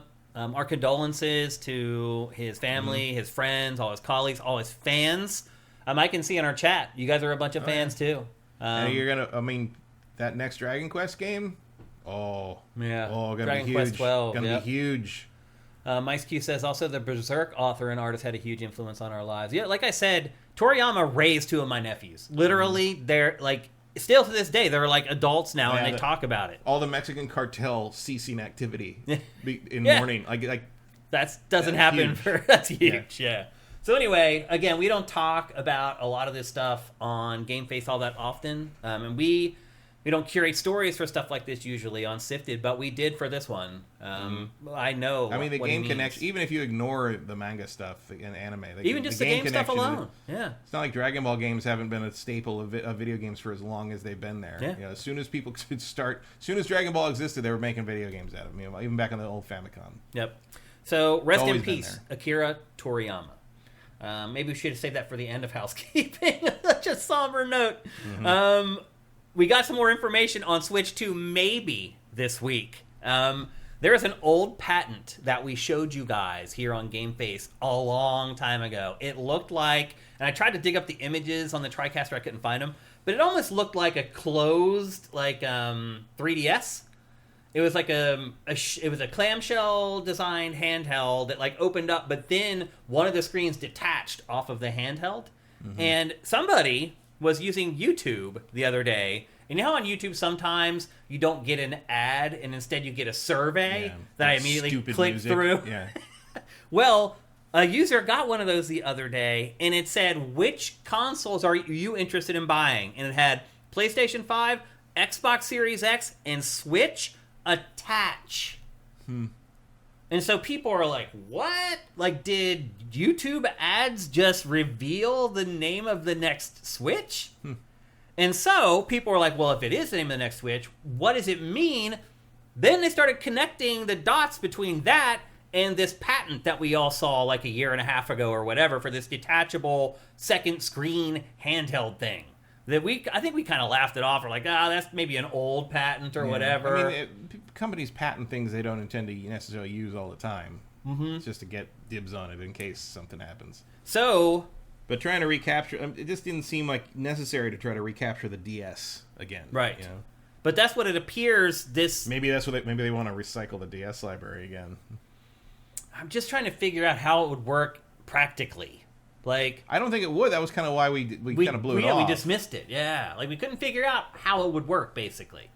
And I'm still not sure what the purpose of it would be. I don't know, but it is very Nintendo to think that the way to follow the Switch up is to have a bunch more shit to stick on it. Isn't it? I mean... Like if somebody went back and looked at those old Game Boy ads where they've got all the lights and everything on top of it, and it's like, yeah, that's what that should be. Yeah.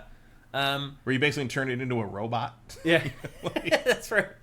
Yeah, I mean, I guess the one thing it does point to is that Switch 2 may actually have a gimmick. Yeah, I mean, I feel like one of the strengths of the Switch was that it was its simplicity. Right. Even down to the fact that you could explain what it does with one word, which was the name of the thing. Yeah. Right? And you just slam it into the dock, and it's very visually, people could get it. Yeah, and now kind of trying to sell tons of... I mean, I felt like the accessory thing didn't really catch on with the Switch. Yeah. Beyond having to buy new Joy-Cons because the fucking stick broke. Yeah. Like... It's a weird thing to double down on for me. It feels like you didn't learn your lesson from Labo. Yeah. But, that's actually a good But who knows? I mean, who knows what this was? Yeah. And look, people didn't do a ton, like nobody corroborated the story and said, I also got the ad. It's just a weird thing to pop up in a YouTube survey out of nowhere. Like, who made that? Like, what was... Right. Switch attach. Like, you can hear that making... It does sound like something... It does. It's just dumb enough to be real, right? Like, that's the thing here. And I'm just going to say right now, it could be all BS. Because, again, nobody corroborated his story. Nobody came in and said, I also got that survey on YouTube, and posted a screenshot showing that they got it.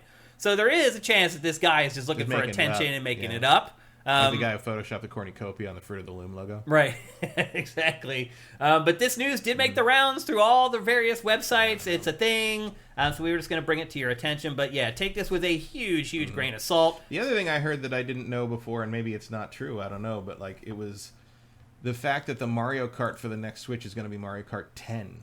Because they consider the Switch release of Mario Kart 8 to be 9. Really? Internally. Like, they call it Mario Kart 9. Weird. I hadn't heard that at all. I don't know how reliable that was, but it's like, I mean, I guess nobody cares. Nobody cares. Nobody would care. It's a new Mario Kart. And let's not forget, if you release that on March 10th, Mario Day, right?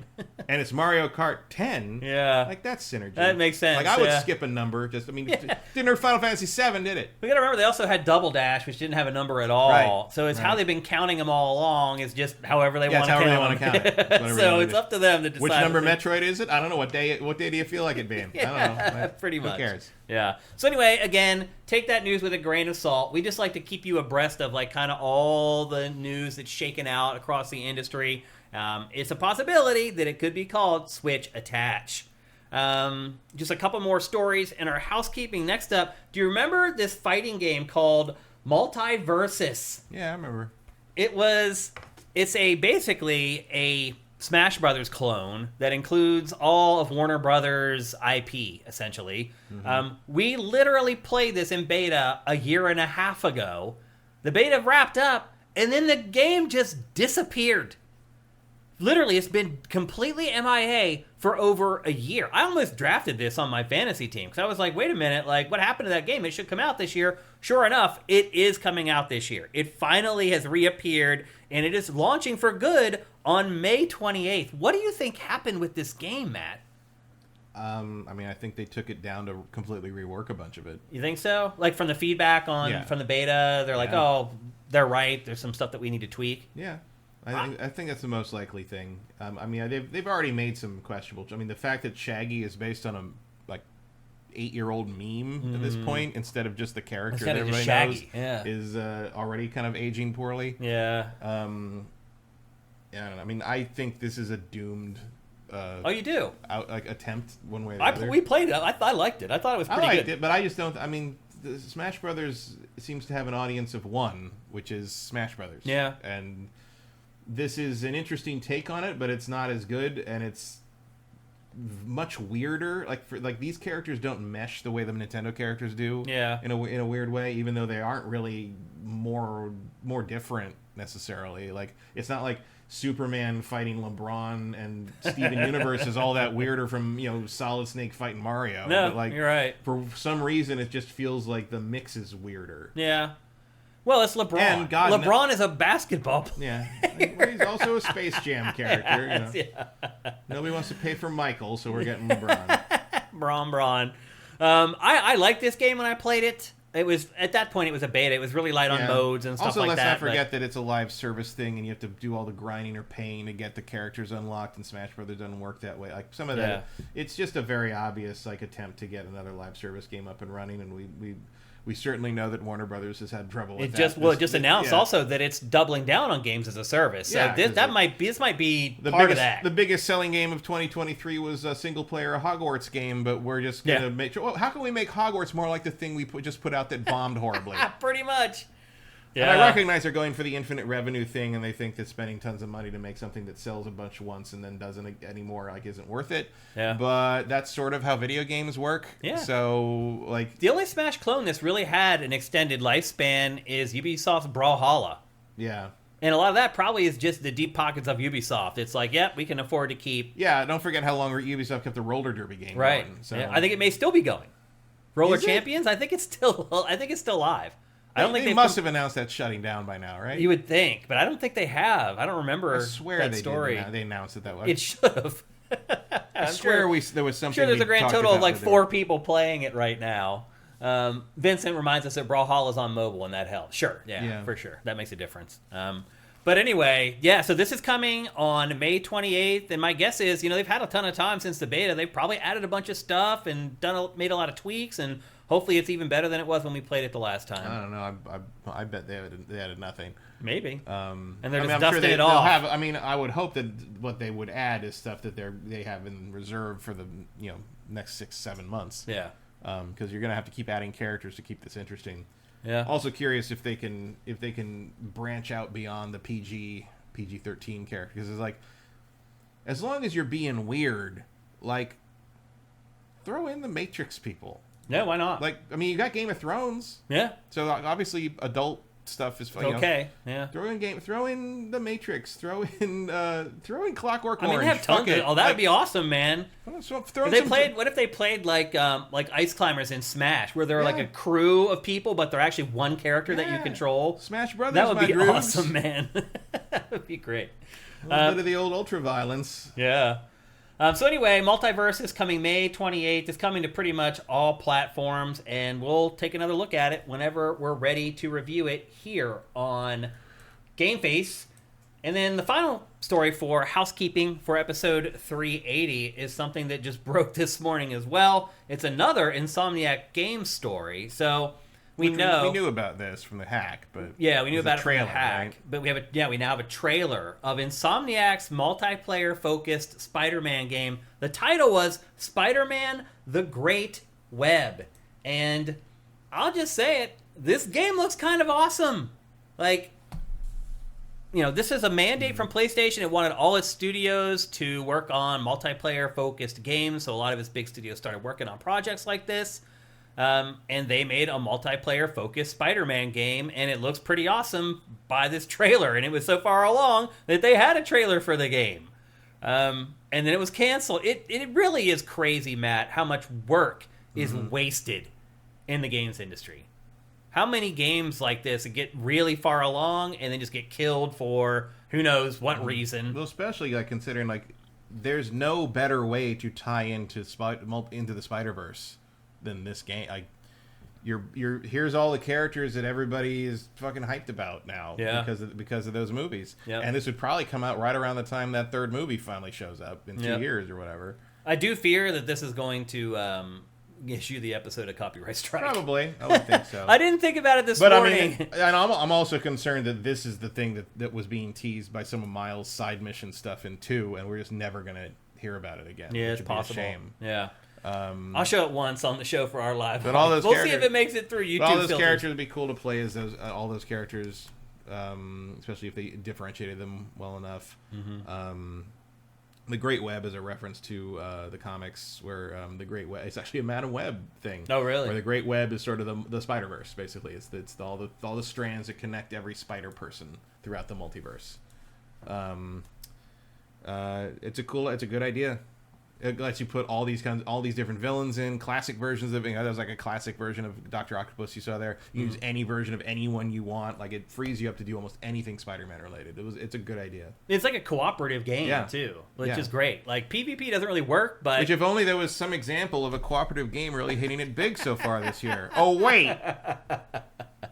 I'm surprised they didn't cancel that game. Sony! I'm surprised they didn't cancel that game too, honestly. Yeah. But it's probably so far along. I'm surprised that after that, they're like, hey, we should bring that fucking Spider-Man game back. Yeah. So we'll see. Hopefully I don't get a copyright strike. If you think Helldivers did well, what do you think? Come on. Right. Look at it's that. Spider-Man. I know. Look at that. Again, mismanagement from the PlayStation camp. I'm not sure what's going on there, man. It does seem like it's in disarray. But what in the world would make you think canceling the Spider-Verse game was the right move? Hell, cancel the Venom game and put that out instead. No, you're right. What are you, crazy? It would do better. I agree. Yep. And I don't even like multiplayer. Yeah. You would probably enjoy that, though. I'd try it. But it's just like, that's just so obvious. Yeah. And like Marvel stuff never hits when the iron's hot. Spider-Man 2 just sold like gangbusters. Just a few months ago. And that's, the Spider-Verse thing is the hottest thing in Spider-Man. Like, imagine if they put that out in like June or whatever. Like, I don't know. I don't know what's going on at PlayStation, man. It's like we said, it's full of itself at this point. It knows, just as we know, it would take something catastrophic for Xbox to somehow be competitive. That's the problem with the lack of competition. Is that they can just do whatever the hell they want. And believe me, if Xbox stops making hardware, that's going to get worse. It could get worse, yeah. So anyway, there you go. That's our housekeeping for GameFace episode 380. We're about to get on with the bulk of the show, but before we do that, here's a word from our awesome sponsor, LS Cream. LS Cream is a fine cream liqueur created by fellow gamer and sifter Stevens Charles. It's inspired by an ancestral recipe from Haiti called Cray Mass, and a double gold winner for its original taste at the New York Wine and Spirit International Competition. LS Cream can be enjoyed on the rocks or as a mixer for drinks with its rich blend of fresh cream and neutral grain spirits with notes of coconut, vanilla, cinnamon, and nutmeg. It's great in coffee or to make espresso martinis. To learn more, discover amazing drink recipes, or to track down your own bottle using a handy store locator, head to creamls.com/sifted. That's creamls.com/sifted. That's right, sifters. Head to creamls.com/sifted. Again, most awesome liquor website ever. Has everything there that you need to find your own bottle of LS Cream. You can get it at your local store. You can order it online. If you do go to your local store, this is what you should be looking for. This is the bottle you're going to find in stores. I love that bottle. Very iconic. Very easy to pluck out from all the other liquor at this liquor store.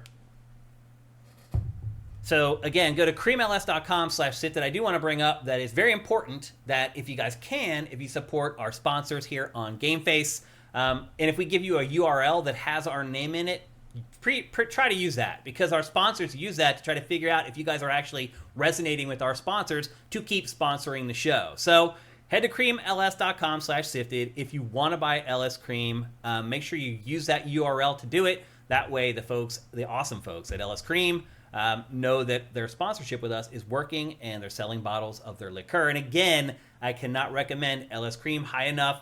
It mixes well with almost anything. Go get it. Go to creamls.com/sifted. And with that, it's time to kick off the show proper.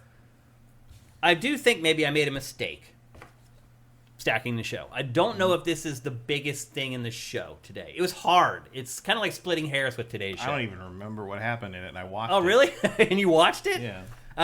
Well, last week, Xbox had what it calls its partner preview, and it's basically Xbox's chance to show off the third-party games that are coming to its platforms that it's not making, that other people are making. Nintendo just did something similar like a few days earlier. We talked about that last week on the show. And I will say this, Matt, one thing I'm starting to realize about this year is this year might be the year of the B-tier video game. Mm-hmm. So you figure Xbox showing off third-party stuff right after Nintendo did. They're different because some stuff just simply can't run on Switch. But I figured the Xbox event is like, okay, here's where we get the first real look at the third-party landscape for 2024. The real third-party landscape. I don't know why you think that. Why? Because the real third-party landscape is going to be in Sony's. Oh, maybe. That's where the money is. I guess it is. I mean, if you think about it, that's where the bread is being buttered right now. Well, maybe to your point, Matt, that's why this was loaded with a bunch of basically B-tier games. But I think it is going to be a B-tier year in a way. I mean, just there's no... Everything that was supposed to come out this year got pushed because the stuff that was supposed to come out in 22 got pushed to 2023. 2023 ended up having tons of great stuff in it, but no one's ready with anything this year. Yeah. Well, here's one thing I'll say, though, is that, at least for me, this partner preview, there were a bunch of games that caught my eye, and I was pleasantly surprised by some of them. There were a couple games that had been announced already, and we'd known about for a while. There was a bunch that were just announced for the first time, but for me, the overarching theme was, yeah, these games are coming from smaller developers, but a lot of them have creative sparks that I think could maybe make them become something to watch. The first game we're going to talk about is a game called Unknown 9 Awakening. What did you think of this one, Matt? I don't remember it. You don't remember it? No. This one had been announced for a while. So I heard the title, but I don't like... Oh, yeah. It was an indie game, but Bandai Namco picked this up for publishing. It is coming out this summer. I don't really know what it is still. It's an action adventure based on a novel of the same name. Are you familiar with that novel? Me either. I had never heard of it before. It follows a young girl in India who has mysterious powers. And that's pretty much the extent of what we know about it right now, other than what's been in this trailer. It kind of looks like Banishers, except you have more people in you. That might be a good way to describe it. I like the cultural angle of this game, but again, visually, you can tell it's not from one of the top studios. I think the art style is pretty cool. I like the setting. I like the concept behind the game. And again, it's showing some promise if Bandai Namco picked it up, a major publisher. It wasn't picked up by some little indie guy. It was picked up by a major publisher. It kind of has, what was it? It kind of has PsyOps feeling a little bit, but it just... it's more of like it feels like it's more of like a time manipulation thing. Yeah, but she's also like blocking stuff and throwing things around. I don't know. She can pause time, freeze time. It's a terrible, terrible title. Yeah, but you're right. It does have a little bit of that Mindgate conspiracy, holding the hand up and doing that whole thing. This game is also coming to all platforms, and most of these games are. They're not just coming to Xbox. Yeah, I mean, maybe. I mean, I'm looking forward to that Outcast sequel at this point. Right. So we're in a place right now. We'll be now. talking about that game next week, Matt. I could just foreshadow that right now. But anyway, this game is called Unknown 9 Awakening. It's built by Reflector Studio. It's published by Bandai Namco. And again, it's coming this summer, just a few months away. Next up, a game called Sleight of Hand. This is from a studio called Riff Raff. They did not show any gameplay for this game, but basically it follows a witch that uses cards to cast spells. And the VO in this is very tongue-in-cheek, very funny. This trailer is pretty clever. But you basically play as this girl who uses cards to cast her spells. And she's like hunting for her master or something like that. I can't remember what the basic plot of it is. She's either hunting for the person who like was her protege, or she's the protege, her master essentially. But again, this is a cinematic trailer. They didn't show any gameplay for it. The trailer is only about 35 seconds long, as you're about to find out. But I thought the concept was rather intriguing. I do like the art style that's in the trailer. Who knows if that's what the actual in-game action will look like. This game is also coming to multiple platforms. It's not just an Xbox game.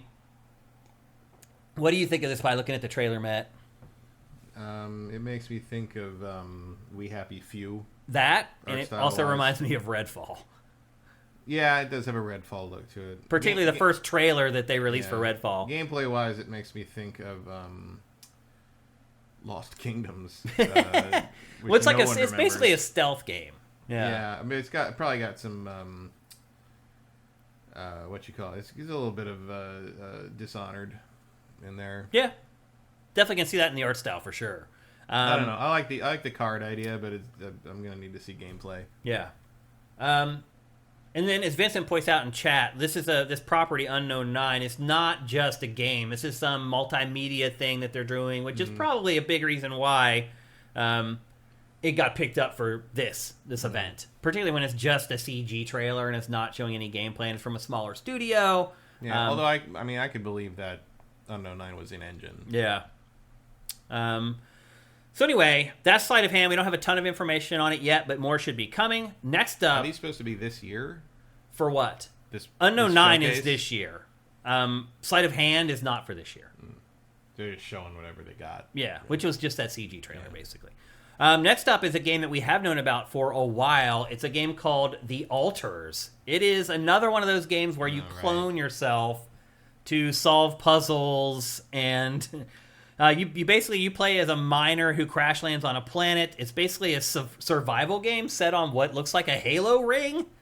There's some kind of weird substance on the planet that lets him clone himself, and thus the name Alters. You can alter yourself.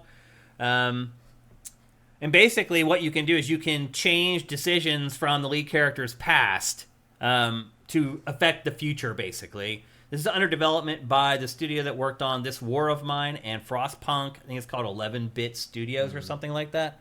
But yeah, the Halo ring there, the iconography there. Halo ring? Yeah, I mean, I'll just rewind it real quick. It looks like a Halo ring. Where? That big ring there. This is the facility, right? Yeah. That's where you go. That's where the game takes place mostly. You're in that big ring-shaped facility. But it's I think it's more driven by puzzles than anything else. It's all about like cloning yourself and then using the clones to solve like you can see here to solve various mind puzzles.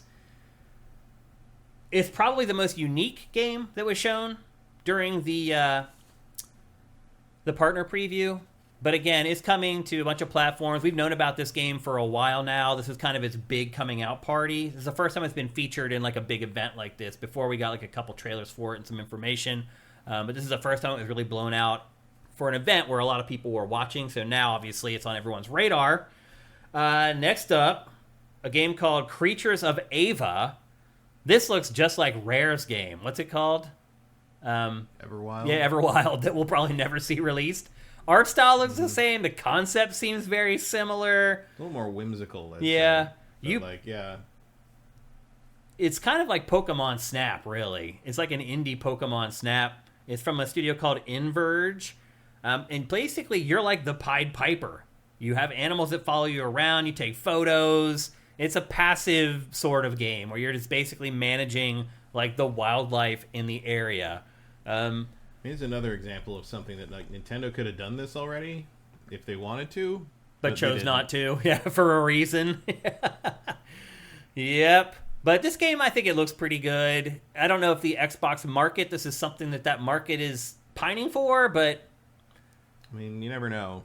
Weirder things have hit. Well, what's weird to me is that this game is in Microsoft's thing, and Everwild, we haven't seen it for like 3 years. Well, they didn't know what the game was last time we saw that.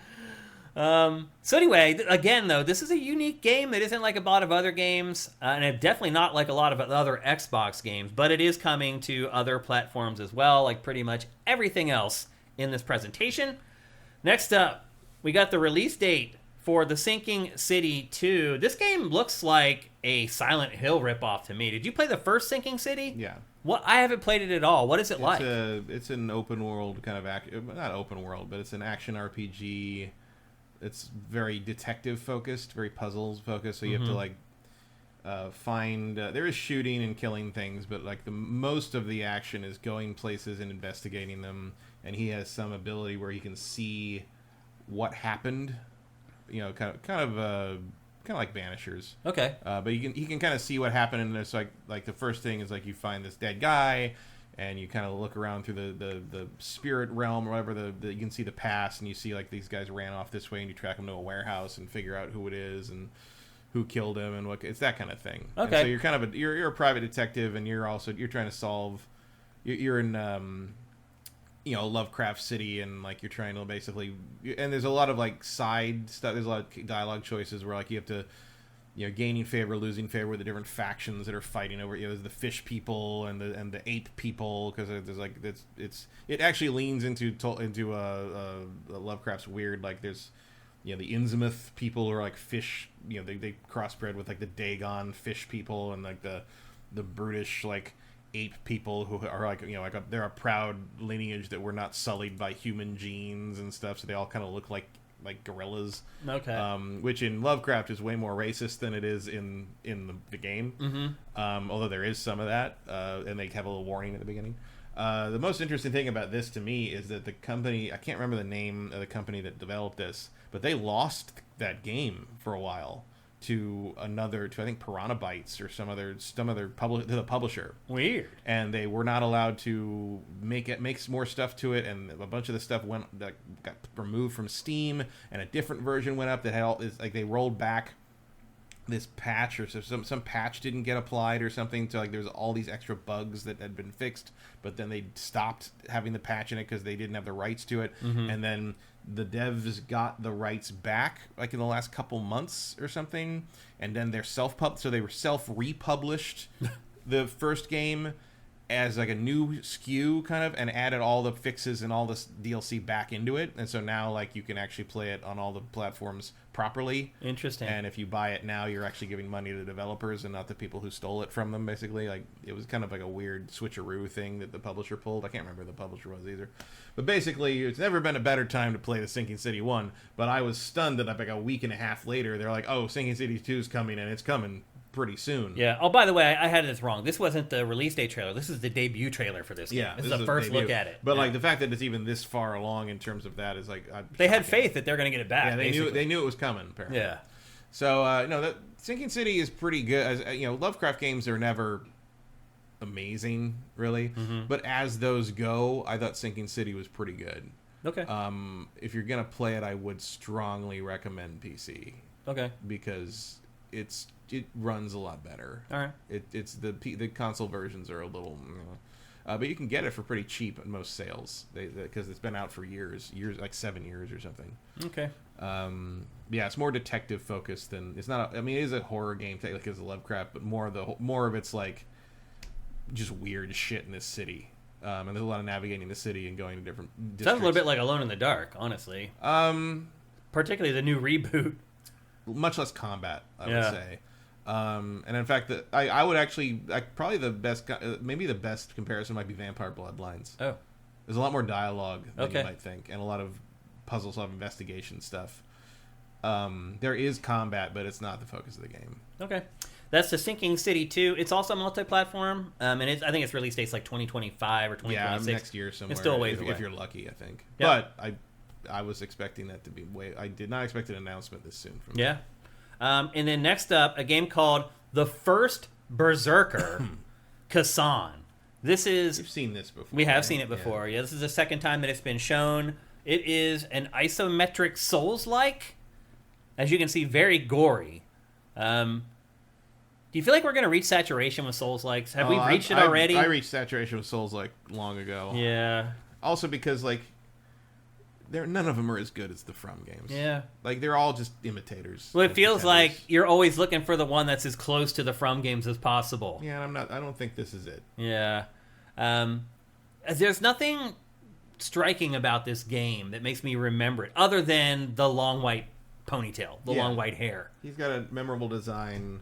I guess the kind of the slightly cel-shaded look is different. Yeah, the art style's a little different. You're right. I mean, honestly, it just reminds me of Berserk, which is makes very sense. similar. Yeah. Which makes me wonder, like, why don't you just make a Berserk Souls-like? Yeah. I don't know. It's big monsters and parrying. I will say I am surprised that you're not into the Souls-likes that much. They take a long time, and they're a big time commitment, and none of them are as good as From's. Like, so you're why would I burn my time? Why wouldn't I just replay one of those? Yeah, I hear you. Like, it's not worth it to me. I mean, I still have half of Elden Ring to get through, and I'll probably never get through it. So I'm going to always have that there for me to go back to if I get an itch to play these games, which with me doesn't happen all that often, to be perfectly honest. They're just not really my forte. But that game is also coming to a bunch of platforms. It's not just an Xbox exclusive, just like all the other ones. And then we did get a release date trailer. It wasn't for the Sinking City 2, it was for Frostpunk 2, and that's why I got the two things confused. The first Frostpunk was kind of one of the first survival games that really kind of went off. And I would argue it's one of like a few games that kind of kicked off that whole kind of... That's another genre to me, Matt, that is just so oversaturated at this point. Like, And if you watch GameFace, Matt and I aren't huge survival game fans. This one's at least unique in that it's like more of a city building survival. Yeah, game. it's like a hybrid almost. Like it's not as much of a turnoff to me as it's like having to make a character drink every 5 minutes and eat food constantly and stuff like that. This also became a rather good board game. Yeah, that's right. Yeah, I've heard that. Obviously, I haven't played it, but I've heard that. Frostpunk 2 is coming out July 25th, 2024. So if you are into survival games, this one, as Matt said, doubles as like a city builder. And, I think you're working more on the macro level in this as far as the survival part. You're worried about the whole city instead of just some little, like, camp where you have, like, 8 people in a little fire and you have to make sure that you're bringing deer back to the spit to, like, feed people every day. It's a bigger scale in this game than what you get in a lot of other survival games. And again, the world building gives it a little bit of a unique angle. It is one of the most popular survival games on the market. So, for a good reason, there's a sequel for this game. But again, for me personally, it's just not my jam. No. Will you play it? Maybe. Yeah. I don't know. I didn't really care much about the first one. Yeah.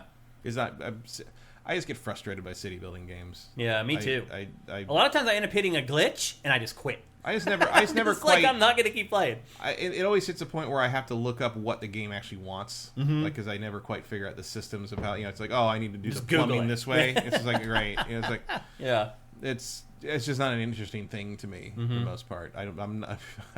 If I wanted to do that, I would have gotten into city planning. In real life. It's like Faradol says Frogwares.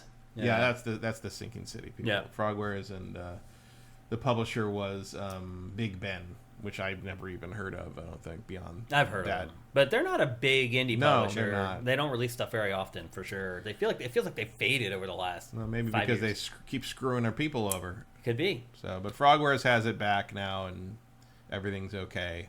Yeah. Go get Sinking City 1 to support them if you can. Okay.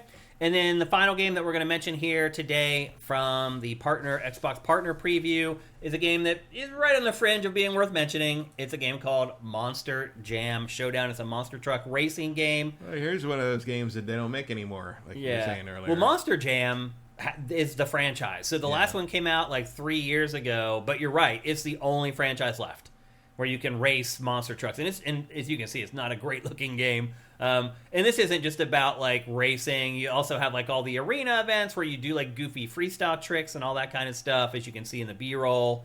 But this game is literally coming to everything, even Switch. And I think it's coming here in the next couple months as well.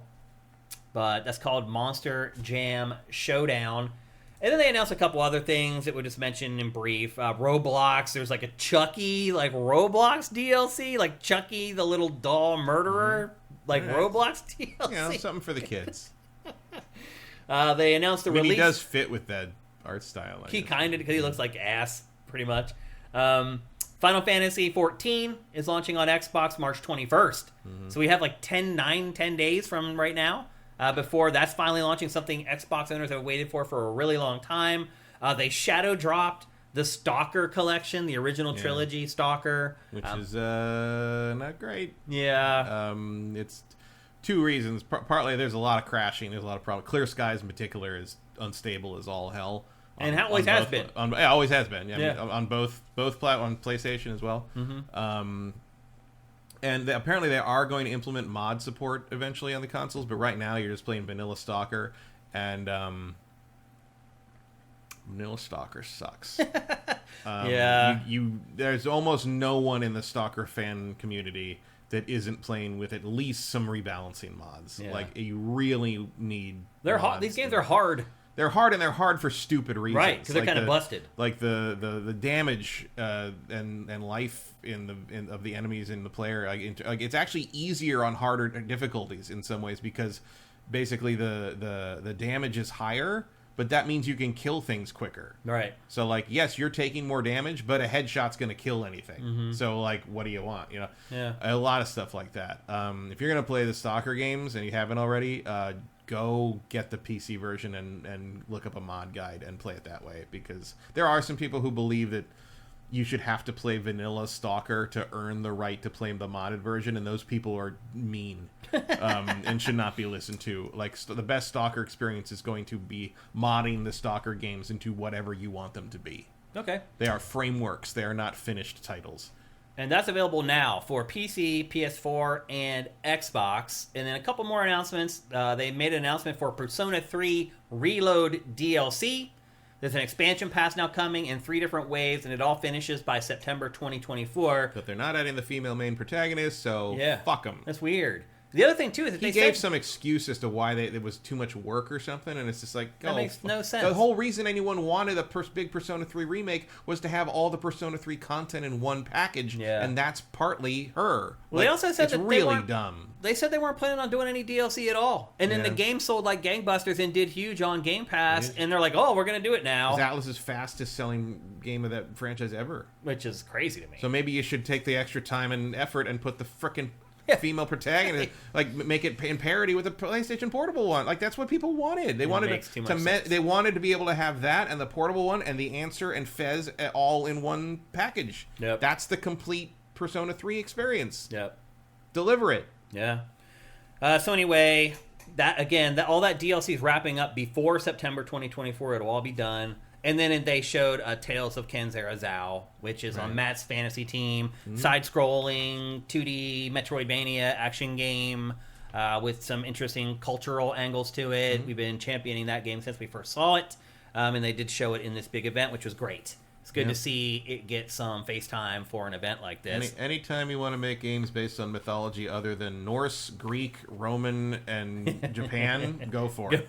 Because those are all overdone at this point. And that's it. That is the Xbox partner preview for March 2024. What's your letter grade for it, Matt? Since I barely remember it, I'm going to say C-. Yeah. I'm struggling with the grade for this because I'm really wondering if, like, this is as good as it's going to get for this type of stuff for 2024. I think more it's as good as it's going to get this time of year for it. That could be. We'll see more in June. Yeah. Back half of the year is going to be stronger, I think. I'm a little surprised Xbox did this with these It does games. seem to be... Like, there's nothing in this that would make me say, like, we got to tell the people. Right. About, we need to do an event for this. Because none of it seems to be, like, very little of it is, like, immediately coming out. Yeah. It's like, do I need to know what Unknown 9 is right frickin' now? No. Well, these were games that normally would be tacked on to the end of an Xbox thing. Whereas, like, here's the last few games you might want to check out, like, after they show, like, the big blockbusters. But I just feel like 2024 just might be that way for across the board. So we'll see. I hope I'm wrong. But we'll see. I don't think you are for the first half of the year. But I would give this, I'm right there with you, C-, C, best case scenario. Like, there's nothing, you couldn't remember a single damn game from it. No. I remember when the B-roll hit. Right. All right, that. But it just, I mean, that was like almost a full week ago. It was forever. But it just left my brain the instant I saw it. Yep. So there you go. That's the Xbox partner preview for March 2024. Next up, we're going to talk about a game people have been flummoxed by ever since it was first announced, including us, and that is Princess Peach Showtime for the Switch. Also on Matt's fantasy team, I would add. Yeah. We saw made a bet on this one. Yeah. We'll see. I think you may be encouraged by what I'm about to say.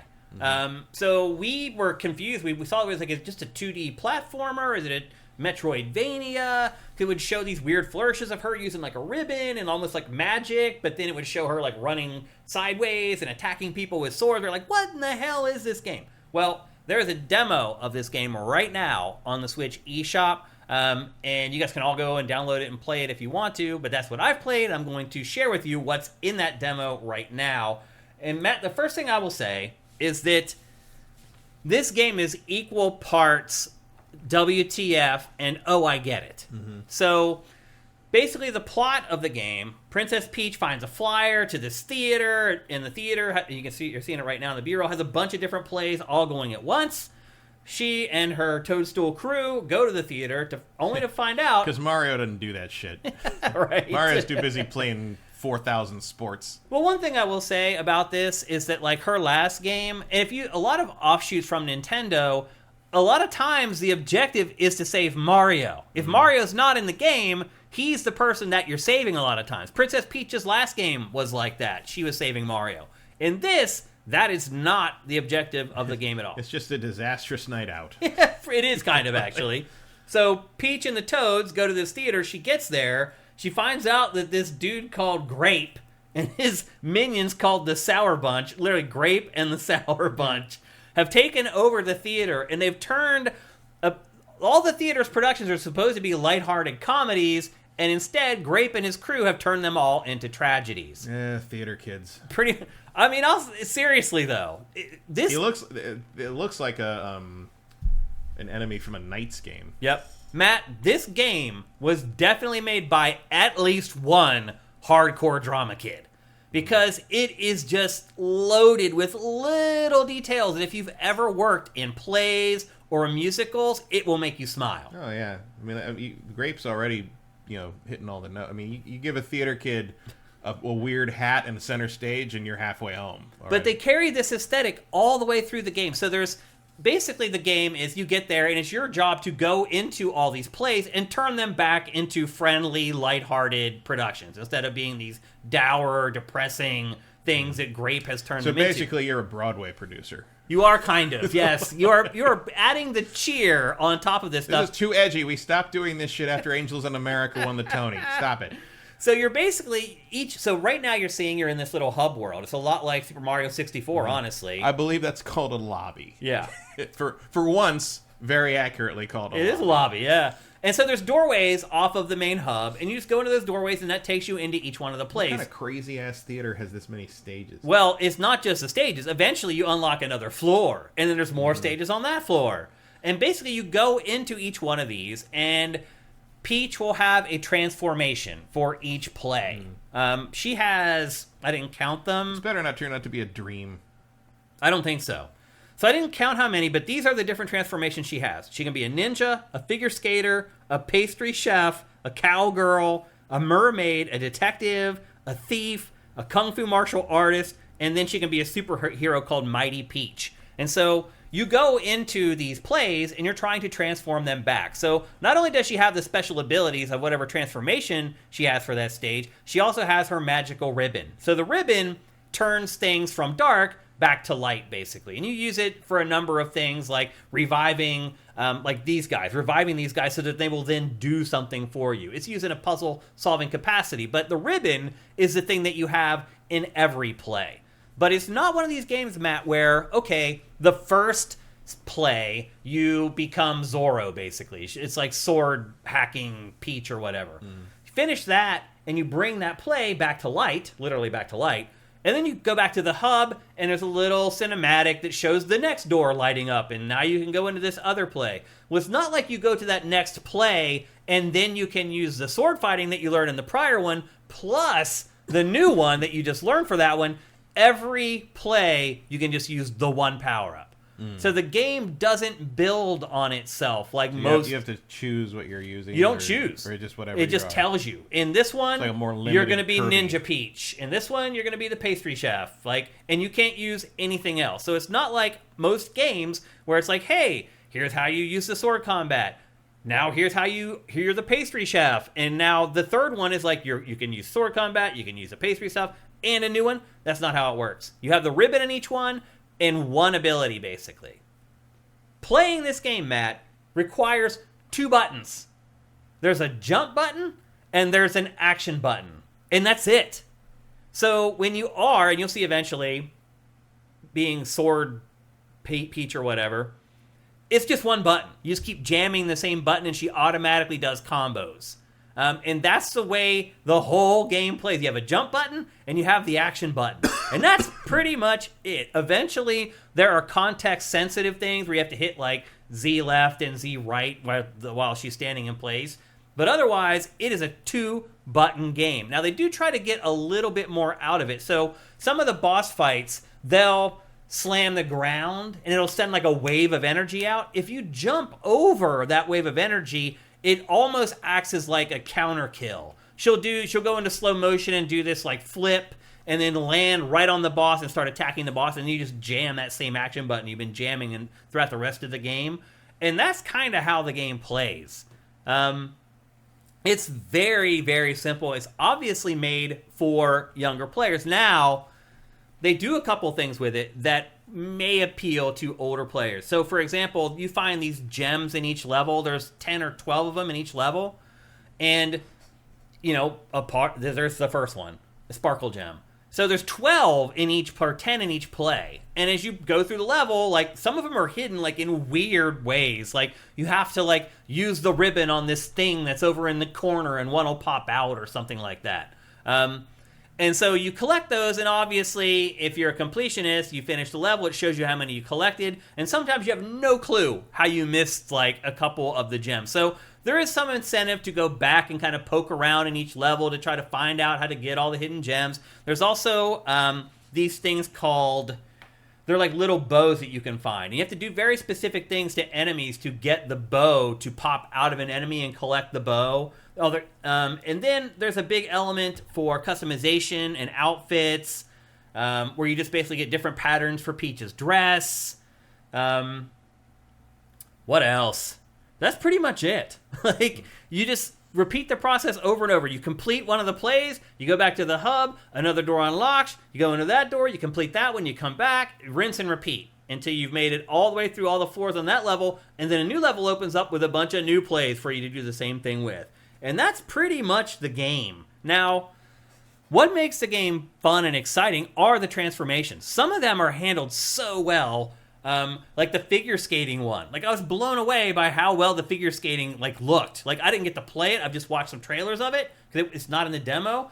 But, like, the animation in this game is pretty freaking sick, man. Like, the work that they've put into it. And again, the little touches, like, eventually, like, there's some stealth levels in this game, and, like, if you go into the grass, Peach will hold up, like, these fake things of grass in front of her face. Again, if you've worked in musicals or plays, stuff like that, you're like, oh, I get it. And nobody notices her, because they're all in the play as well. Like, the funny part is, like, even the enemies are in on the bit.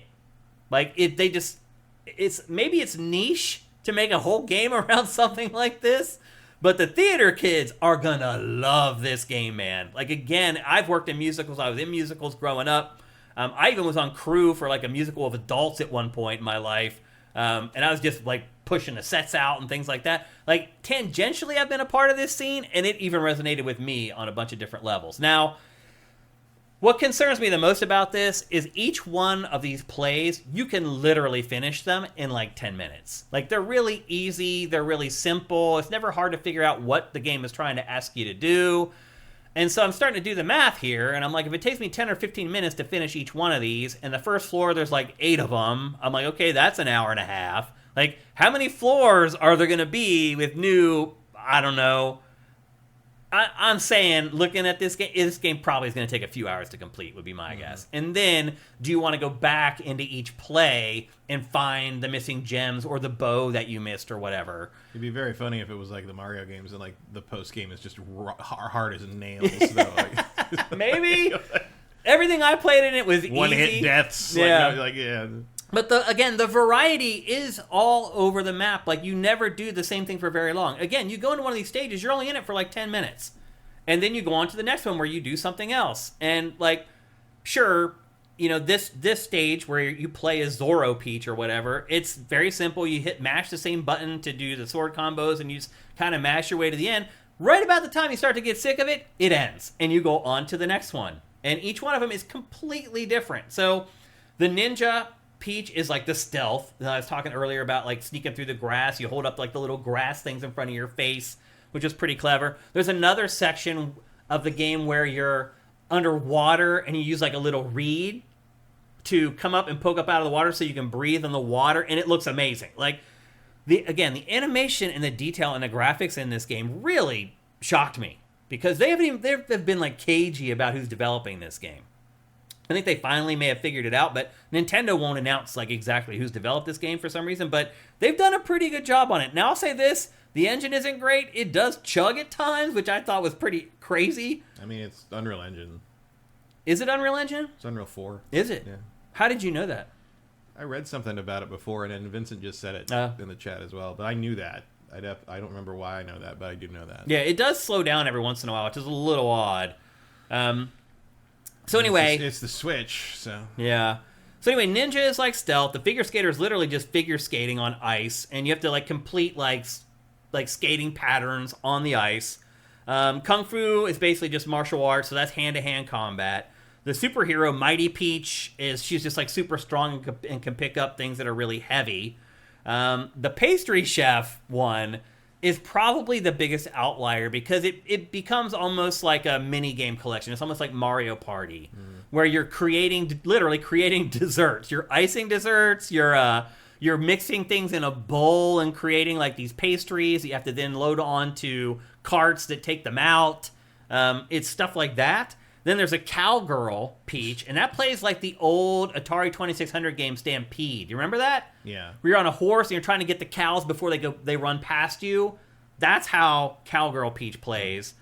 Should have had a Godfather Mafia section where she became Cup Peach. That would be great. They don't really. The one thing I will say about this game, there's not a lot of like inside jokes for adults in this. They keep it pretty young, pretty much across the board. There aren't many nods for like the parents that might want to play this with their kids. There's Mermaid Peach. That's self-explanatory. It lets her swim underwater. There's Detective Peach, where she creeps around with the flashlight.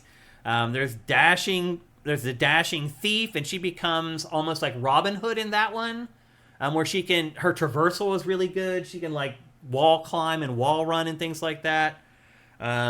What else is there? Detective, Thief, and that's it. So yeah, those are all the different transformations that she has. But again, as you watch this footage right here, like I'm just tapping the same button the whole time. There's no other button. I'm jumping and I'm hitting the attack button, and that's pretty much it. And as you may have seen a little earlier there, you'll see this guy requires you to do the jump parry basically in order to open him up to finally attack him. But again, it's just two buttons. And what I finally figured out is like, oh, I have to jump just as he's attacking, and she'll do her little counter kill thing, jump over him as like a ghost, and that right there. And now he's open to attack. So again, it's a very, very simple game. This is definitely made for the young kids out there.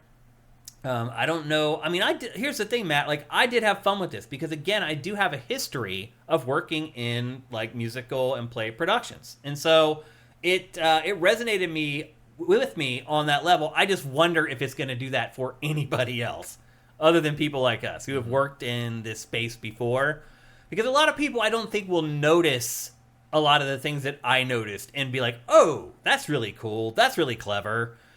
There's a lot of pomp and circumstance in this where she just does her little flourish. Like, it is a very stylish game that is fun to play. It's like, it's hard for me to put my finger on why I enjoy playing this. It really is. Like, I am very curious to see how this game does with critics and how it ultimately does with like fans and sales. Like, I feel like this game could end up being like an 8.5 or like a 5.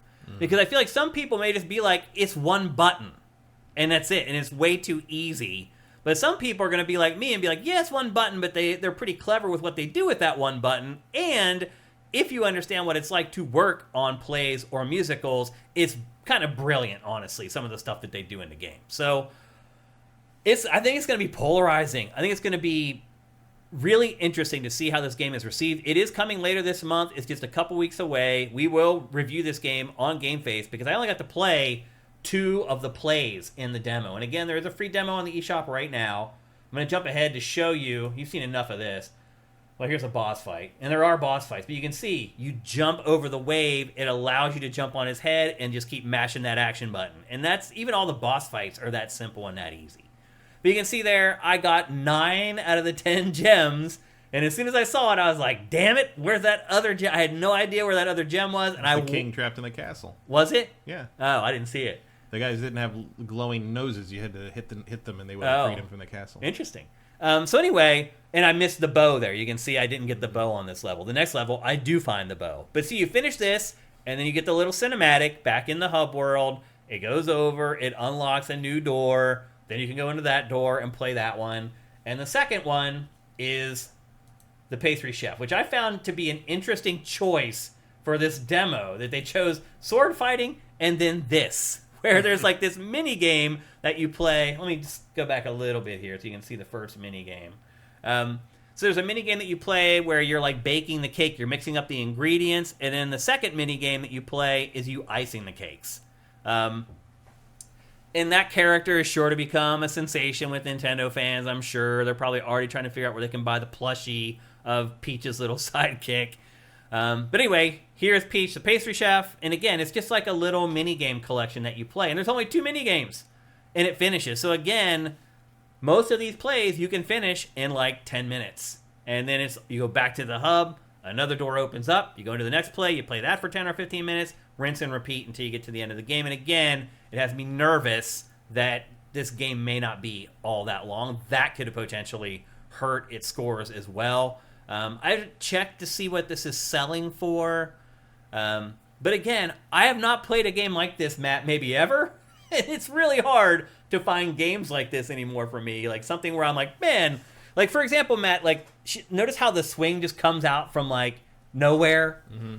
I mean, again, it's related to like working in production with plays. There's just little stuff like that throughout the entire game.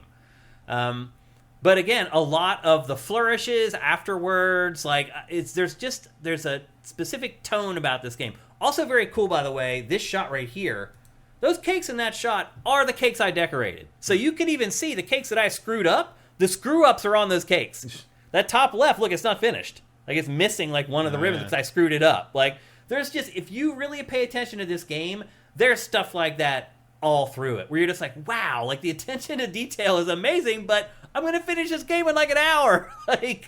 So it'll be interesting to see what the reception to this game is. They got the tone right, and I'm cool with like how they've treated Peach as a character. She's not like the damsel in distress. She's an ass kicker in this. She's the leader. She's the one everyone's looking to save the day. Like, we need more of that type of stuff in the industry where female characters are the heroes and the real heroes and not the damsels in distress just waiting for some male character to come and save them. So I like the messaging in this game. I enjoyed my time with it. I don't know if I play, as you can see here are all the transformations in the game.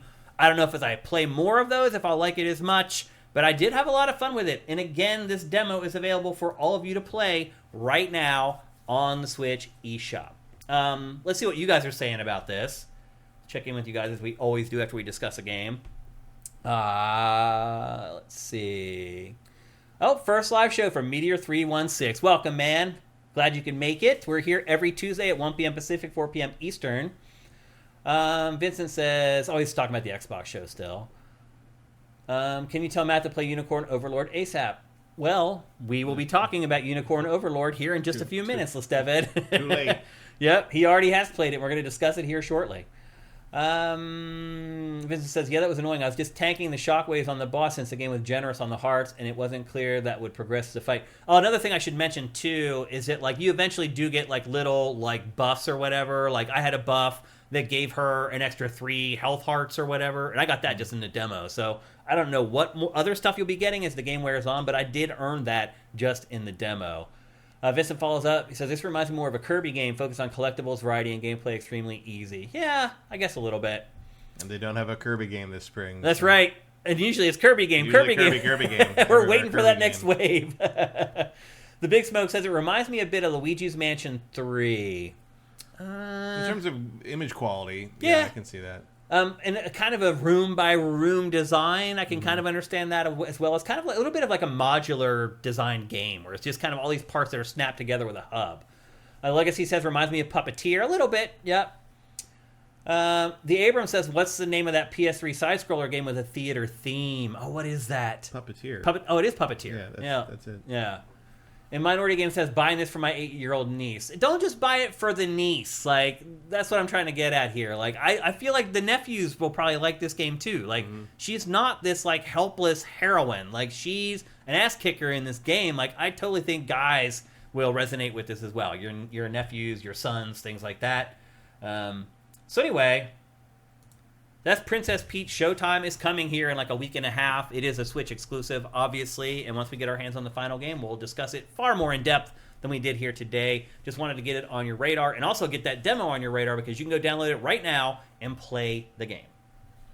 Next up, ask and you shall receive, Lestevid. We're going to discuss Unicorn Overlord. Matt, this game has been getting sky high review scores. Like I think it's Metacritic is almost a 9 right now. I talked about it already. I had played a nice little chunk of it. Was it 2 weeks ago? I guess for GameFace. I think so. A couple weeks ago. And I discussed it. I have not had a chance to play more of it. The good news is that Matt jumped in and started playing it and has played a little bit further than I have. And so I'm going to lean on you mostly in this discussion, Matt, because I've kind of already shared my thoughts on what I have played of it. Now that you've put your hands on it, what do you think? I mean, I think the pedigree is very clear from Vanillaware. The art style is all there. One thing I will say is I think a lot of the Dragon Force parallels you made when I talked about it. Yeah, they're there.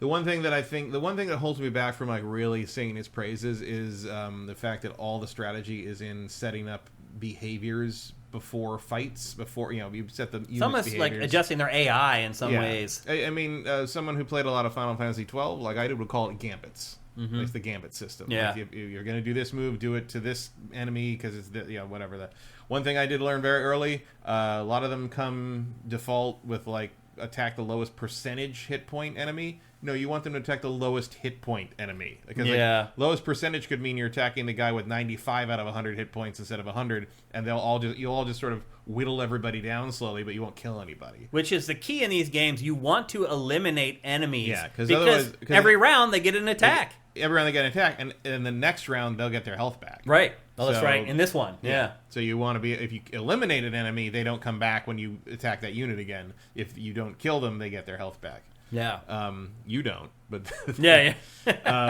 So the one thing I would say is I wish there was a little bit of input available for kind of audibles in the fight. Because we should remind you guys, and I discussed this when I talked about it a couple weeks ago, is that once you go into combat, the combat just happens automatically. You have no control over what's going on. And it's all about pre-planning. And you do get to see how much life they'll lose and how much life you'll lose. It's all predetermined. They're rolling the dice before you even do the combat. The game knows who's going to win each skirmish before it happens. So you can skip the combat animations without any downside. Yeah. And I do that with the overworld enemies that just kind of hit you, just harass you the whole time. Because as long as in the overworld, if you get a random battle, as long as you do more damage than they do to you, you win and you get all your life back. Yeah. So it doesn't matter. They're just there to basically irritate you.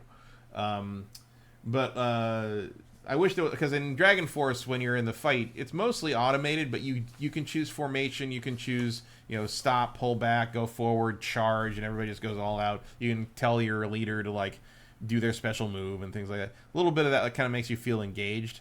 This doesn't really have that. I wish there was a little more of a split between pre-battle planning and in-battle adjustment, because that is part of battle strategy, is being able to react on the fly. And it's just little things where so you've got one of their beginning units, the girl Chloe, casts heal.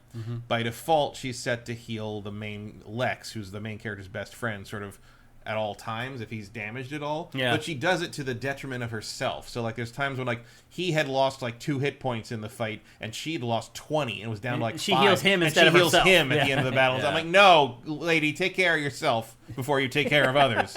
Yep. First aid rule number 1. Yeah.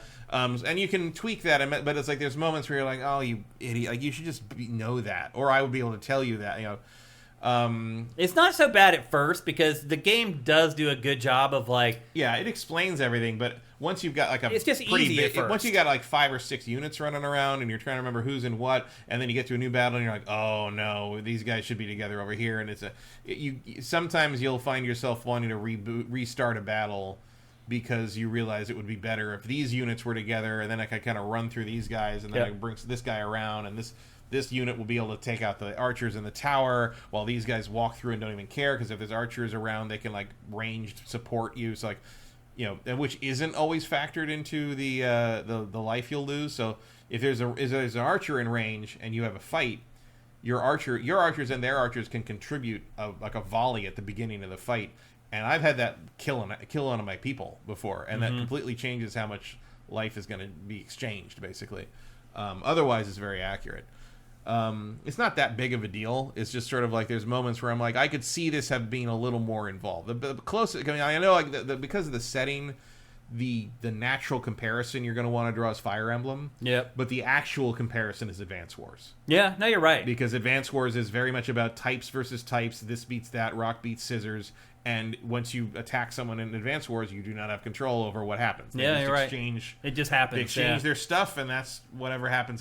Yeah. That is basically what happens here, except that a lot more stuff is being exchanged. There's way more pre-planning in this than Advance Wars. And everybody, basically the way it works is everybody's got, you'll see on the little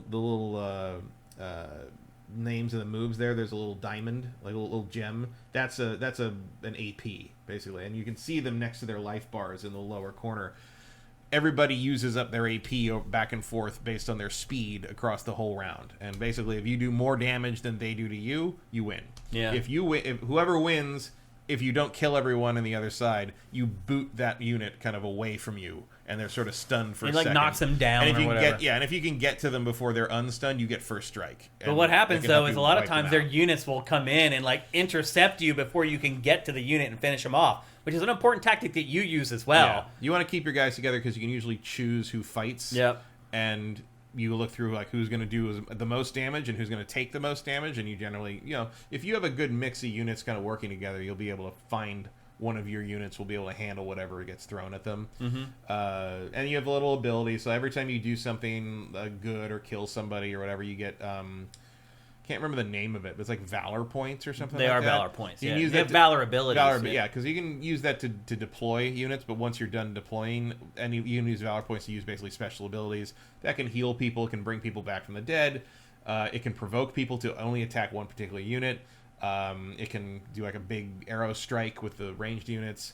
There's a lot of variety. You can and there's a stamina thing where you'll see a number next to their unit on the little map.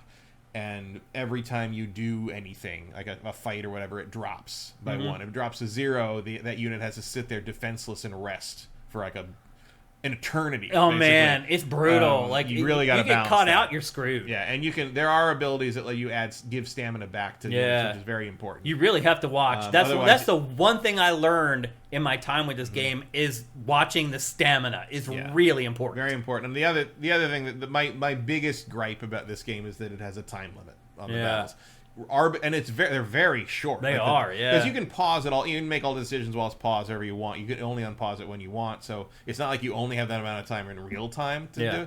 But once you unpause and everybody starts moving around and stuff, that time limit starts ticking down, and it's 2 minutes. You gotta do all the objectives and beat that final fort or whatever it is in early on. It's a minute 30. Yeah, it's really short. And I didn't realize that the first battle I played, and I just had guys chilling in castles reloading their hit points so I could go attack the final. And it's game over. Yeah, you ran out of time. If you just arbitrarily don't win the battle within 2 minutes, you lose the whole game, which is not how war works. I found it hard to manage that, honestly. If you want to do that for specific battles that have a time limit, and in the meantime, sometimes battles will throw new units that come out of nowhere to hit your base. Yep. And you gotta there's an actual item that's specifically for teleporting units back to where you need them to be because you might be out of position. But you can't really leave units back in reserve to guard the original base, because if you lose that base, usually you lose the battle.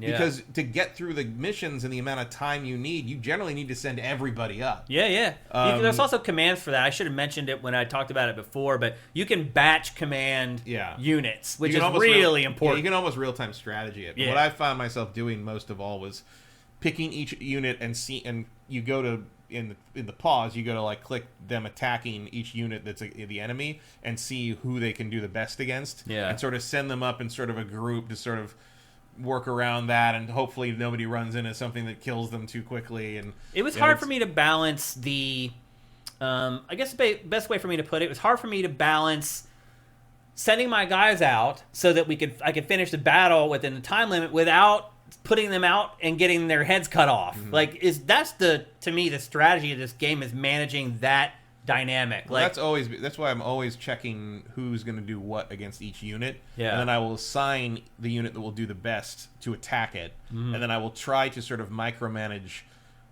how fast they're moving in, because if they both get there at the same time, doesn't matter. I just pick the one that does better and they have the fight. But the horse, the guy on the horse, the paladin, the paladin guy, he moves much faster and farther. So if I set them all at the same time, he just runs off. And he's super powerful. He's sort of the veteran unit that you always get in a Fire Emblem game early on that like sort of lets you carries run you for the first 14 you for a while, hours. and then he gets killed off. I mean, he hasn't gotten killed off in my game yet, but it's coming. He's got to die, right? He's too strong. Yeah. And I'll put like the weaker units in his team, so like they still level up because I can just they get some juice from it. Yeah, because that way it doesn't feel like I'm wasting the XP by having him fight things. Because sometimes I just need to use him to soften up a fortress or something. Yeah, for sure. First. I mean, I've had him just go in on his own and just take out a whole town. Oh yeah, and he just one hits everybody. And I knew when we hit the difficulty curve when like I had a fight and he almost died. Yeah, like, he got knocked down by like 30 points. Yeah. And I was like, okay. There's a spike. All of a sudden, the unit types matter against him. I see. It does have a really nice... I will say, like, the time limit's annoying. I wish it didn't have the Pikmin-style time limit. I wish the time limit was only there for battles that narratively made sense why you had to do them in a certain amount of time. Because if you I'm just, like, liberating a bunch of... Like, they're about to bandits. flank me. Yeah. I have a minute before I get flanked. Like, right, exactly. Set it up narratively. Yeah. Like, just having an arbitrary time limit and everything is annoying. It doesn't make sense within the context of the game. It doesn't make it more fun to me. I agree. It makes it irritating. Yeah. But other than like feeling like I kind of have a lack of input on the combat outside of pre-planning and the time limit, this game's phenomenal. Yeah, you gotta fiddle with the formations a little more than I would like as well. Yeah, the formations are important. Like, none of the unit stuff is trivial. Yeah, it's like you gotta know who you're sending in and what the unit types do against each other. Now, to be clear, they offer like kind of practice battles with every unit type, just sitting around the overworld map. Mm-hmm. You can go into any fort and do a mock battle with your units against each other and see how they go against each other. Mm-hmm. Like, there's a lot of room to experiment and see how that works. There's items that will level guys up. You can go, so if after a certain point you can go hire mercenaries, and the types of they all have their classes. They're obviously your characters, your named characters have specific classes, but once you get them, you can go hire that class from various places. Like, I unlocked a character who's a cleric. Finally, I can heal everybody. Mm-hmm. But, like, I can go hire a cleric who is not that main character again. Yeah. And you can kind of mix them in. And I've done that. And you can choose. This is one thing it has over Fire Emblem, I think, is you go in and you can choose all the details of that mercenary you're hiring. And to be clear, it's not like a mercenary like you're hiring for a moment and it's going away. That's a permanent member of your team. Yeah. You get to choose their name. There's a huge list of names they can be. You get to choose their voice. You choose the color of their armor, the highlight color of their armor, and then their growth type. You have 2 types of growth types you can pick. So you can, whatever your class is you're picking, you can then choose whether they're going to grow in an offensive way or a defensive way or an all-around way, or the focus on magic or a focus on speed or a focus on evasion. So if you need, I can't even remember the names of the classes really, but if I need like the guy with a big shield. Mm-hmm. And I want him to really be good at that. I want him to be because the defensive skills, like, they'll jump in front of you, your guys, and block stuff. Yeah, they're proactive, and they'll take, like, 1 damage instead of, like, 20. Yeah, It's a big deal. Yeah. I want this guy to be the best. I want him to guard my main prince character. I want him to be the dude. You can just not only load him up as that class, but you can, like, change his growth style so he's just going to level up defense. Mm-hmm. And so within, like, 5 levels, he's going to be way better than, like, the named character of that class you picked up. You can specialize that way, which is really cool. There's also eventually you get to this point where you're like making food and you're making sure all the places you've taken over have enough food. Yeah, you can gather resources in the overworld and bring them back to these towns. And if you bring enough back of these deliveries you make, the town will then like become functional again, and you can post one of your characters as a guard, which doesn't actually take them out of your party for some reason. Yeah, you just get bonuses for having them assigned there, but they're all there all the time. Yeah. You can fast travel using the boats if there's a port there. Mm-hmm. And like, and the color of the land changes, the whole tone and the music changes because you've liberated it. Yeah. Like, there's a real feeling of like progress and accomplishment as you like liberate the. I agree. The areas, and once you get, there's a bunch of I'm almost done with like the first continent, but there's like 5 more. Oh, like, it's a big game. It feels like it's gonna be a big one. Yep. And everyone you meet has a different story and all this drama, and that you meet these guys. I know inevitably. 2 battles after you pick somebody up, they're gonna run into somebody they know Right. that happens to be because like you're like you're the Prince Elaine, and he's basically, you know, the beginning of the game is your kingdom is betrayed by this knight who used to be like a loyal warrior for the king and the queen, and It turns out he's under a spell. yeah, or he's just causing spells, and he's like causing spells, so he like put all your other knights under spells, so they were betrayed from the inside by a magically brainwashed crew, like army. Yeah. And your mother, the queen, sort of holds them off and dies in the process, probably. Or not, who knows? She might come back brainwashed later. That seems like a pretty good twist for this game, right?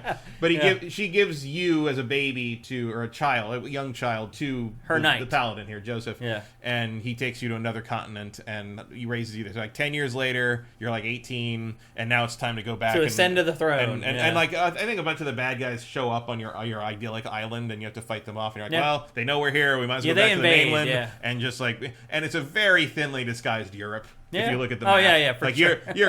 You grew up in England. Yeah. Little England up there, and you're going back to France to liberate this from the evil magic brainwashing knight guy. Yeah. And everybody's real happy to see you. Yeah. And it's very pleasant. And everybody talks like some sort of like Shakespeare Game of Thrones character. It's like verily we must ask for thine help kind of. And it kind of works. I think it works. Yeah. Like there's a density to the character work that I think mostly comes across like. Everybody feels like they've got their own ideas. They're like, you can tell who everybody is just from who's talking and what they're saying, which is like kind of rare in video games, especially like games like this sort of strategy. Everybody kind of blends together, but you know who everybody has a distinct personality to the point that like you know who they are, and like as you sort of like Fire Emblem, as you fight together and make decisions together, you get bonuses in the rapport. When it hits certain levels, a heart fills up, and you can have a separate conversation, like a story-based conversation with them in certain places. Mm-hmm. I mean, it's all there. It's all there. It's all there. Every kind of any kind of like weapon you can buy, every kind of accessory you can trade around. There's a lot. There's a lot in this game, and it's just the music's great.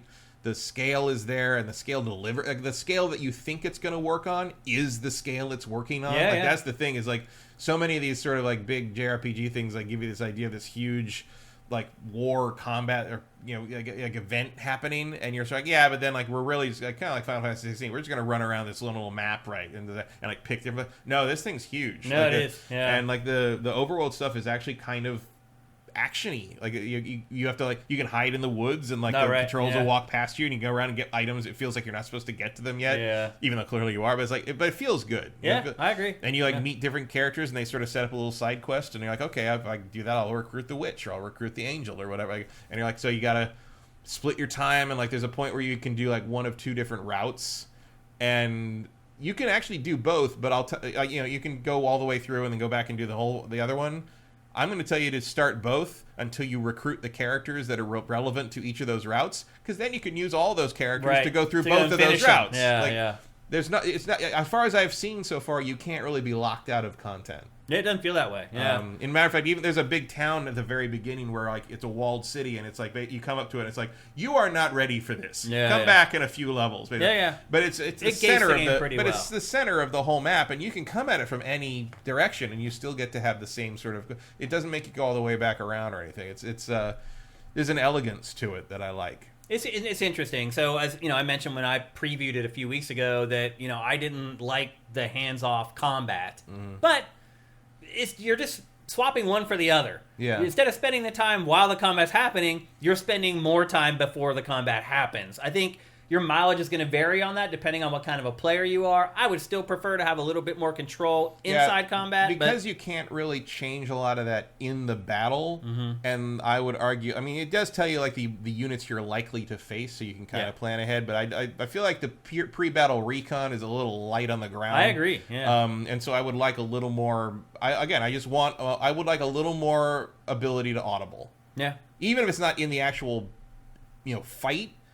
If it's just on the ground, but you can still set up a system for audible. Say if if X happens, then I want to do Y. Right. But it doesn't really. But sometimes you just don't even know you can do that until that happens, and you're like, well, next time I'll set that up. But also a lot of times you can either have this move fire off for this, or for this, and it's not both. Yeah. And you got to decide which one's more advantageous. Usually, I set almost everything. You just attack the lowest HP enemy. Yeah. And that tends to get me through Yeah, things it makes pretty sense easily. because you want to eliminate someone from the fight. The most intricate stuff I've had, like equations I've had to set up, have been the healing spells. Yeah. The game Isn't smart enough. I mean, it is, but it's like Chloe wanting to heal Lex makes sense because they have a relationship that works that way. Like, she basically thinks he's an idiot and she has to take care of him. So the fact that she would prioritize him over her is in narratively character. makes sense, yeah. But strategically, I'm going to need you to take care of yourself first, kid. Yeah, I hear you. Because she's in the back, and if she gets hit, she's not as strong. He can block stuff, and she can't. That's all. Yeah.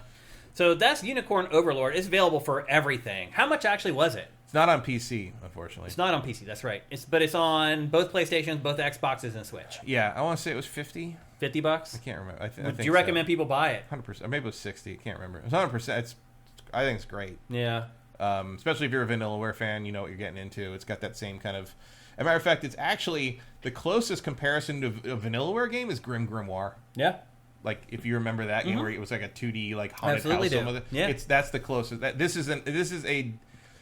This is Grim Grimoire in the post Fire Emblem Three Houses Game of Thrones world. Yeah. That's what they did here. Yeah. Yep. And it works. I enjoyed it. I don't see myself finishing the game. I can see it's really freaking long. I can see myself sort of continually keeping tabs on it as I go through the rest of the year. Yeah. But it's a big game. You'll get your money. If you like it, you'll definitely get your money's worth, for sure. Yep. Okay, let's move on. We're going to talk next about another event that happened this week, and this is going to be very short. It's for Capcom Highlights. Matt, Capcom did kind of like a little mini E3 thing where it had 2 days of presentations spread, like there's a couple days in between each one of them.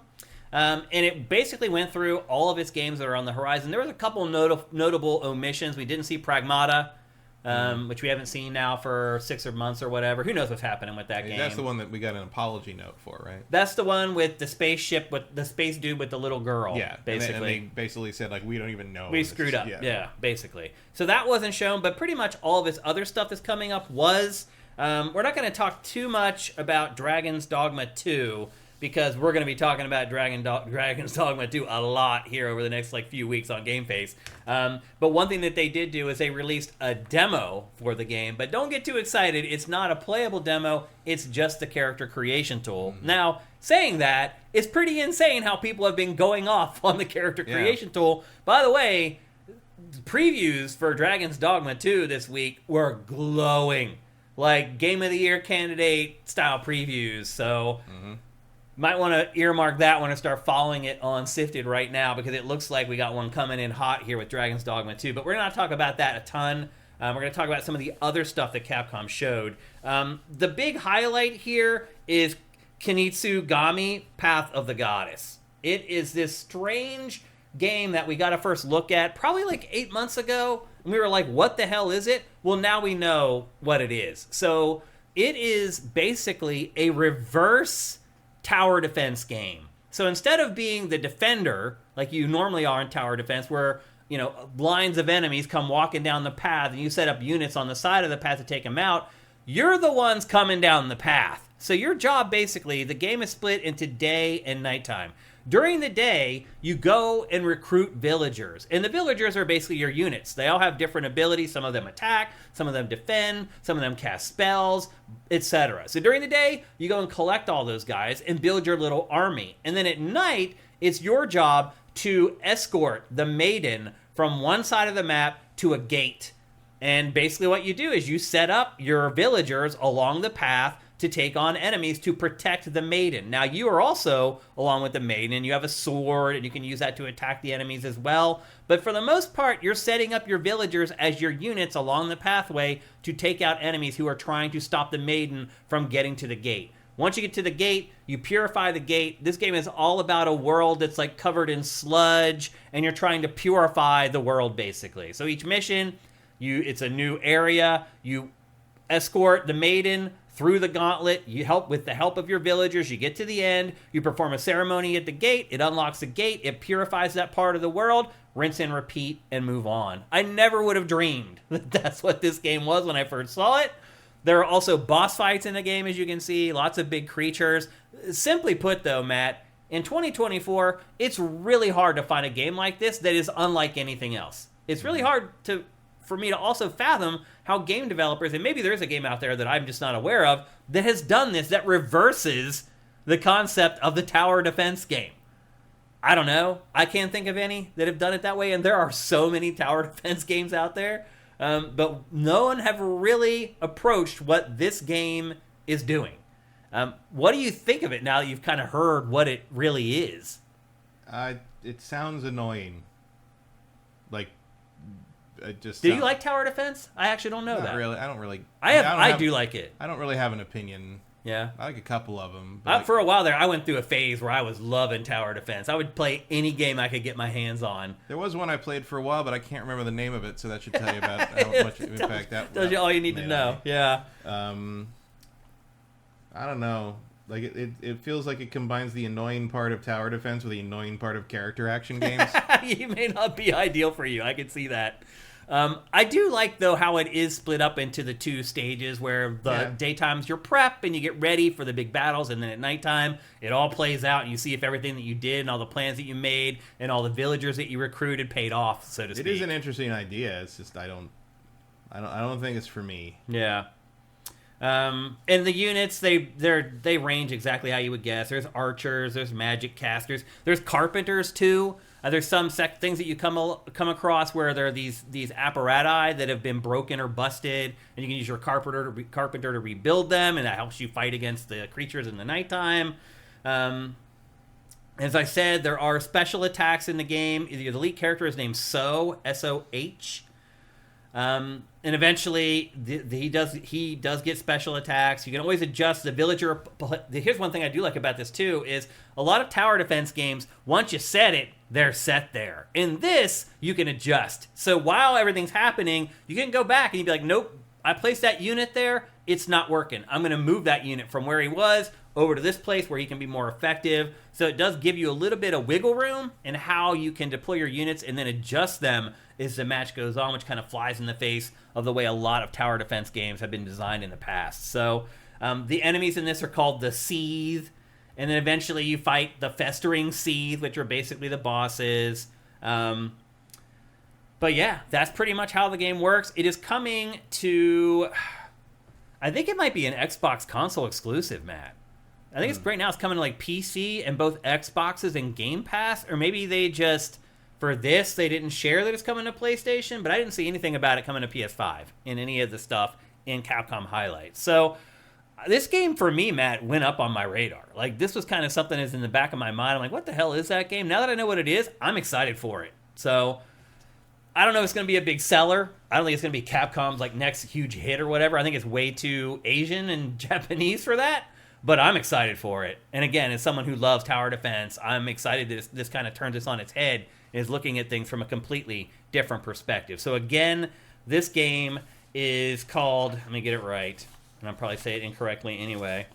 It's called Kunitsugami Path of the Goddess. And again, it appears to be coming to PC and Xbox and Game Pass. It's also coming in 2024. They haven't given us a solid date for it, but it's coming this year at some point. So hopefully that's the case and it doesn't get delayed.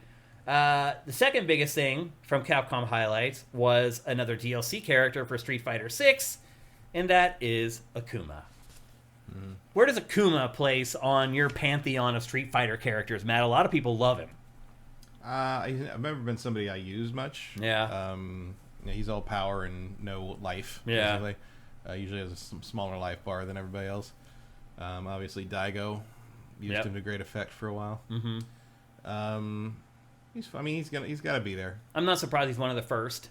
Yeah, I'm a little surprised he wasn't in it to begin with. Right, yeah, with the base roster, yeah. I'm a little surprised too, but this will sell some DLC for Street Fighter 6, I guarantee. I see why they did it that way, but yeah. it will definitely move some DLC units for Capcom, I think.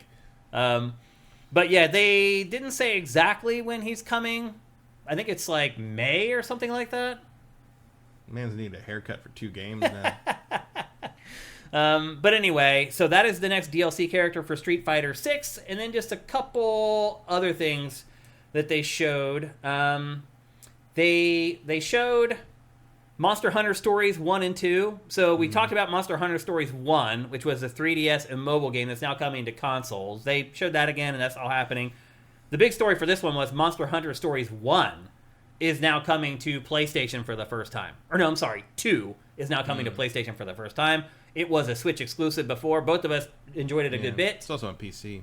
That's right. It is on PC. And now it's coming to PlayStation 4. So Monster Hunter Stories 1, we talked about that already a couple weeks ago. Now 2 is coming to PlayStation 4. And then they showed Exoprimal Season 4 DLC. There's like a Mega Man mashup happening there. If you guys remember, Exoprimal is the cooperative dinosaur shooter from Capcom. Also did not end up becoming a hit. Somehow still going. I mean, I guess they got to do at least a year, right? And I think they're doing so many crossovers with other Capcom IP that they're like, okay, that'll get us out to a year. And if that isn't going to help the game, then nothing is. And they can just let it die. And my guess is that's what's going to happen. And then the final thing was they celebrated the 6-month anniversary of Monster Hunter Now, which is the mobile version of Monster Hunter. They didn't show anything from the new one, which is what Monster Hunter Rise. I kind of thought we might get a look at that, but they didn't show anything else. We still just have Rise already out. I thought Rise is the new one. I thought Rise was the one after World. There isn't one after World. World is the latest main line. That was the Switch one. Oh, Rise is the Switch one. I think you're right. Then it's on everything now. Yeah, that has then been ported to other ones. Yeah, what is the new one? Monster Hunter Animals or some crap? No, I can't remember what it is. I don't remember. They didn't show it though. The chat's not working. Yeah, they didn't show it. Hey, what's up, chat? Chat knows. You gotta scroll. Oh, I didn't feel like I had stopped it. Wilds. Yeah, that's what it is. Yeah. So anyway, that was not there. Wild animal. I see where you're going. Yeah. Yep. So it was not there. And honestly, there's, as I said, Pragmata wasn't there. So there's a few Capcom things that didn't make the cut. No new Resident Evil stuff was in any of this. And again, what we just talked about was spread across 2 things. Like, that's hardly even enough for one event. But they spent one of them, almost the whole thing, literally. They did like a 30-minute demo of the character creator for Dragon's Dogma 2. Yeah, they know where their bread's buttered. I mean, it worked. You know, if you look at social media, everyone's sharing their characters. Somebody made Pikachu in that. It's the most horrifying thing I've ever seen. I can't even imagine. Just like a furry old man. Yeah. So anyway, that is Capcom Highlights 2024. That was their pre-E3 event, but obviously leaving the door open for some bigger stuff. I see Vincent in the chat says that Monster Hunter Wilds is to be shown off in the summer, which would lead me to believe that will probably be a part of Capcom's not E3 presentation for 2024. So anyway, that's the latest on all of Capcom's stuff. And again, it was spread across 2 days. They probably could have done it in one.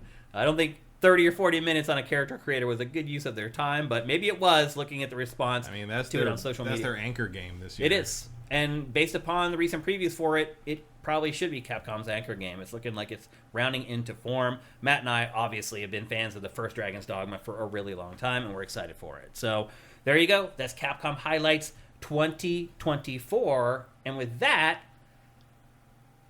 it's time to get on with our sneaker of the week from New York Sneaker Society. And before we get to that, though, here's a word from our sponsorship. What's up, everyone? Shane here, and one thing you may not realize about me is that I am a total sneakerhead. That's right.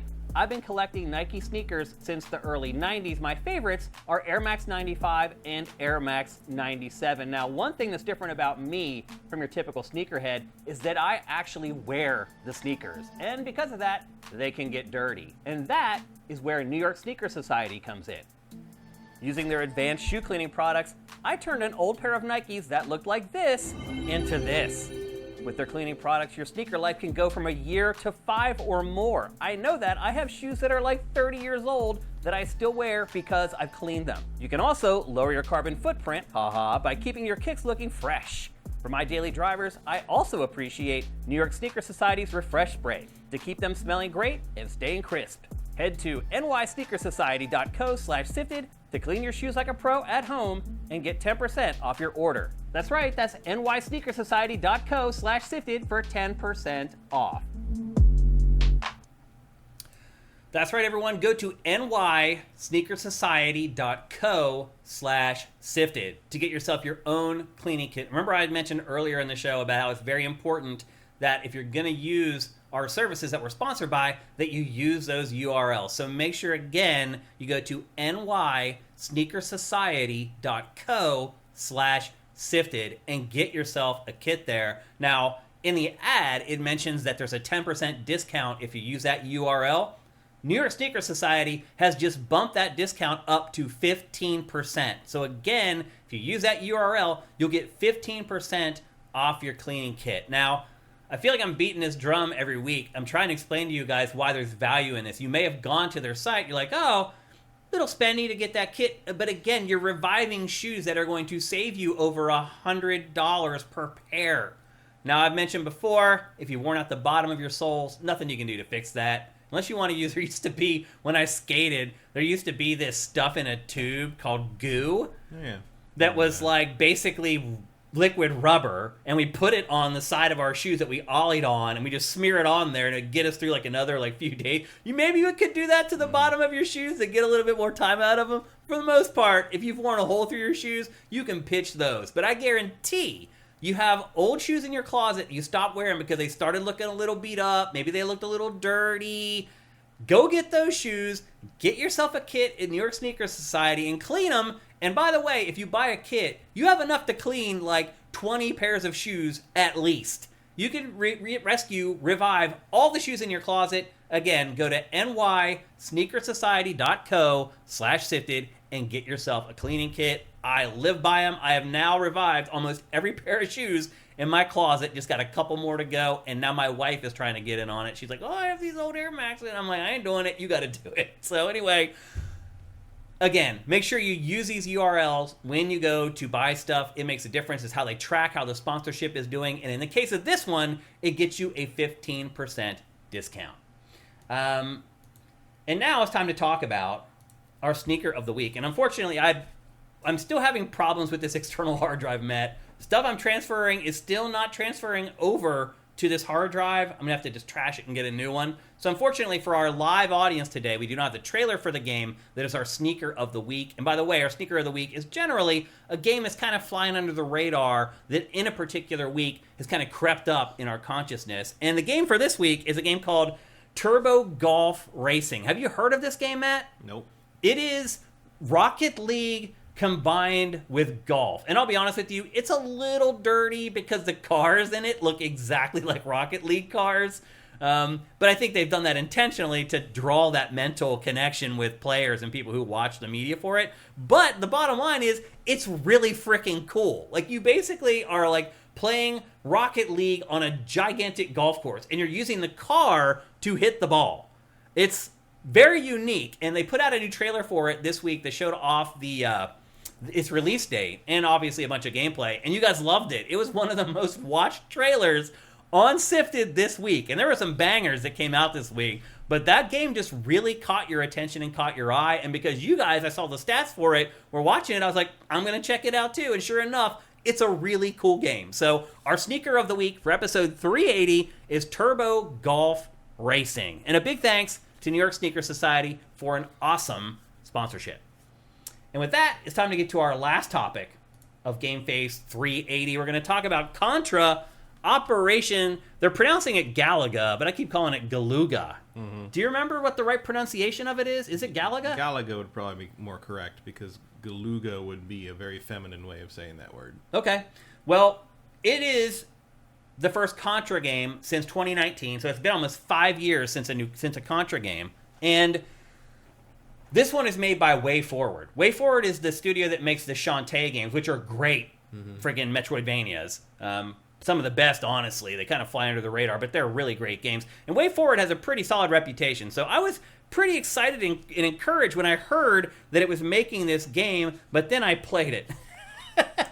I mean, there hasn't been a good Contra game since the Super Nintendo, really. It really has been that long. Well, the other thing that we should keep in mind here is that this is actually not a new Contra game. This is a loose remake of the first Contra. It has pretty much all the same stages as the first Contra. The plot is basically the same. There's little tweaks and changes here and there, but for the most part, it stays pretty true to the first game. The big difference in it is that you can unlock new characters that were not a part of the original game, and a ton of them. And here's the thing, that's important because those new characters are what make this game feel like a new game. If you play through it as just the two dudes, it feels like a much better looking, smoother playing Contra, the original Contra. But otherwise, like, even if you look at the levels, like platform by platform, they're identical to the first game. There's 8 stages in it. Again, just like the original game, the same 8 stages. And I'll say this, the graphics, you're seeing them now in our B-roll, obviously, but the game looks way better. Like, I almost forgot what the original Contra looked like, so I went back and, like, checked out a couple of videos of it on YouTube or whatever, and I was like, wow, what an upgrade this game is visually. There's no denying that for sure. And, look, I don't want to give the impression that the game is bad. I actually did have a nice little nostalgia trip playing this game. I had some fun playing it, for sure. And the last one was Contra Rogue Corps. That was from 2019. This is way better than that. And I wouldn't say it's good enough to maybe revive the franchise for Konami, but it's close. Like, it's at least reached a level of proficiency now, which I wouldn't say that about before. There's 2 modes. There's a story mode and an arcade mode, and there's like a challenge mode too, but that's just reusing the same levels over and over. The difference is in the story mode, you get the story, obviously, and there's cutscenes.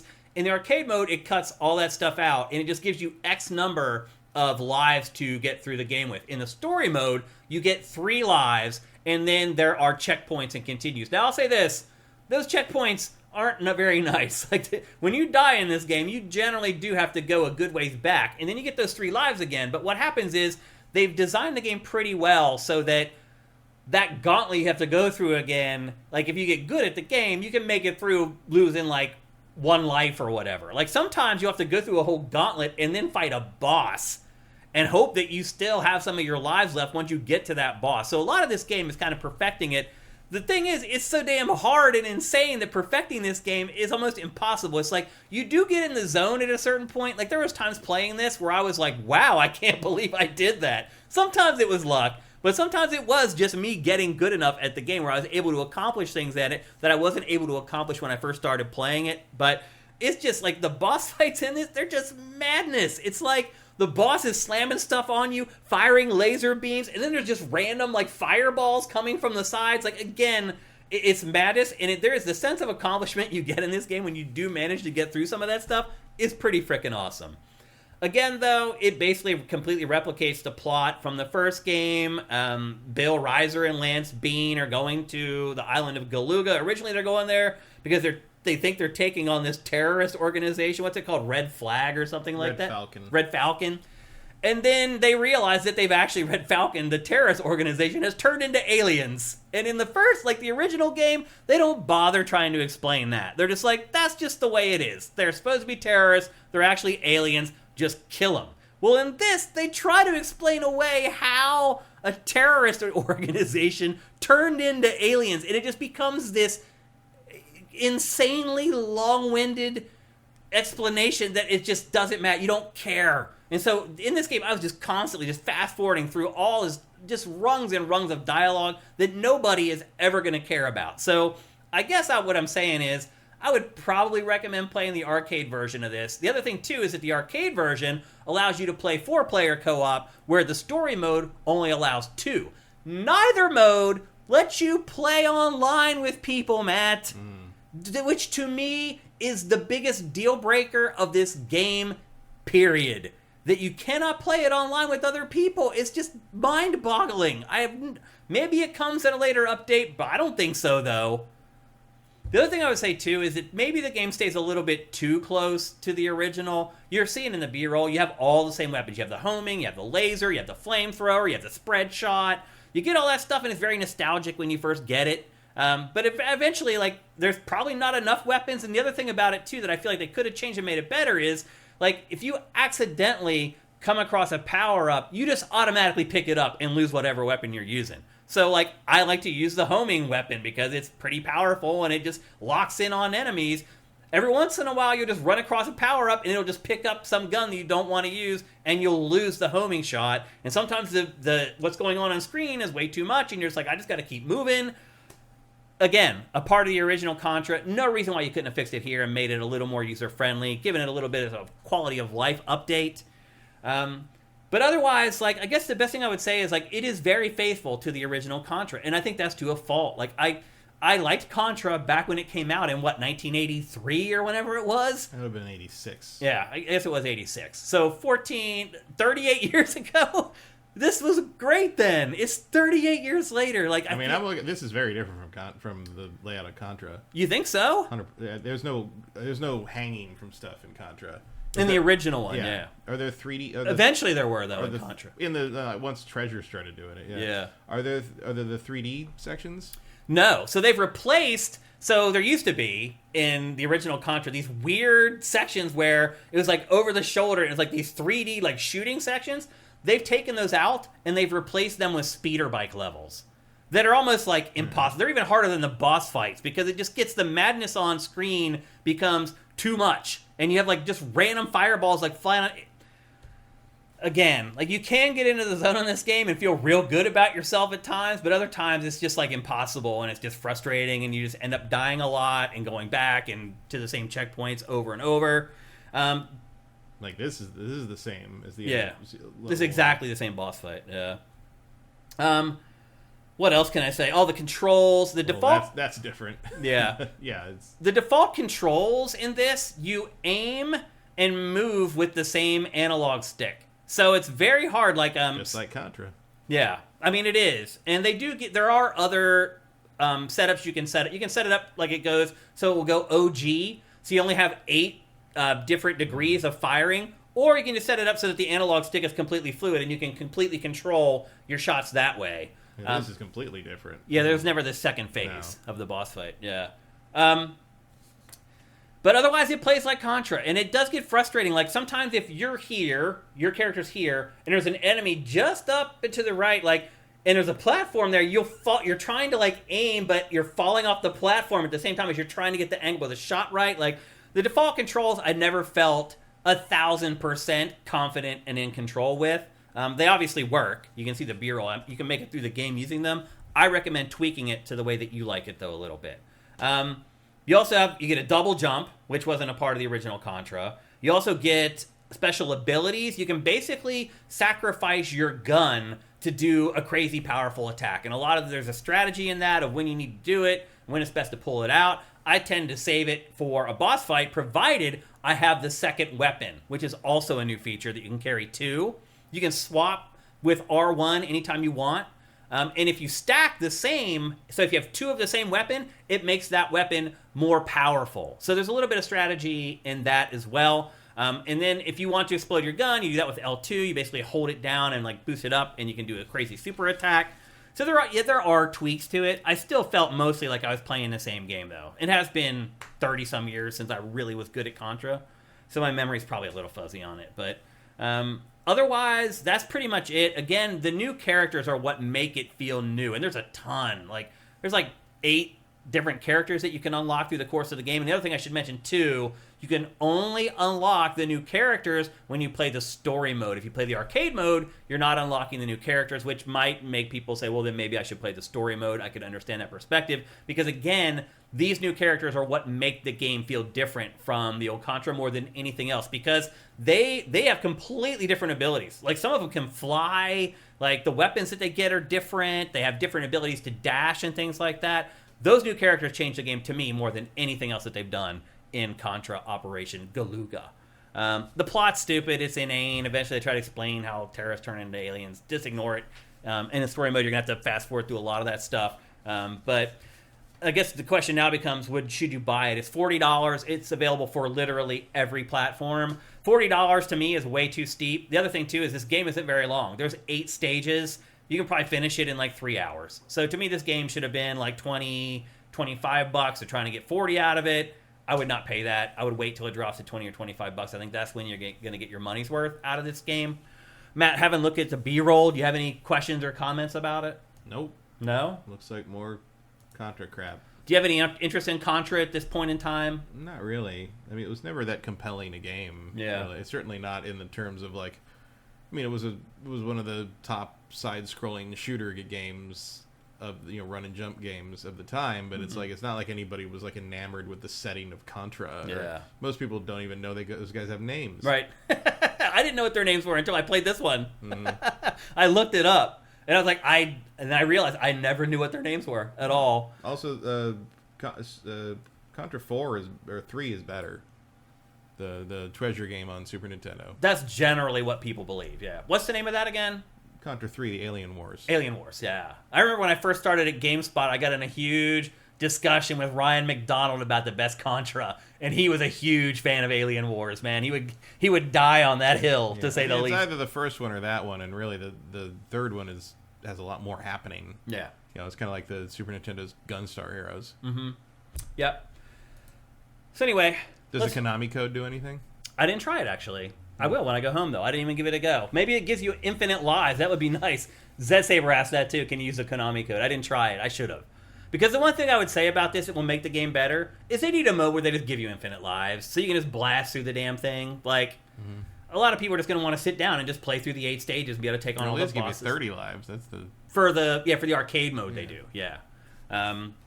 So, I don't know. I had some fun with it. Definitely a little bit of a nostalgia trip for me at points, but $40 to me is just way too much. I would not pay that much for it. Once it gets down to 20 or 25, if you're a fan of this type of thing, then I would take the plunge. That's the way I would look at it. So, there you go. That's Contra Operation Galuga, and it's available for pretty much every platform under the sun.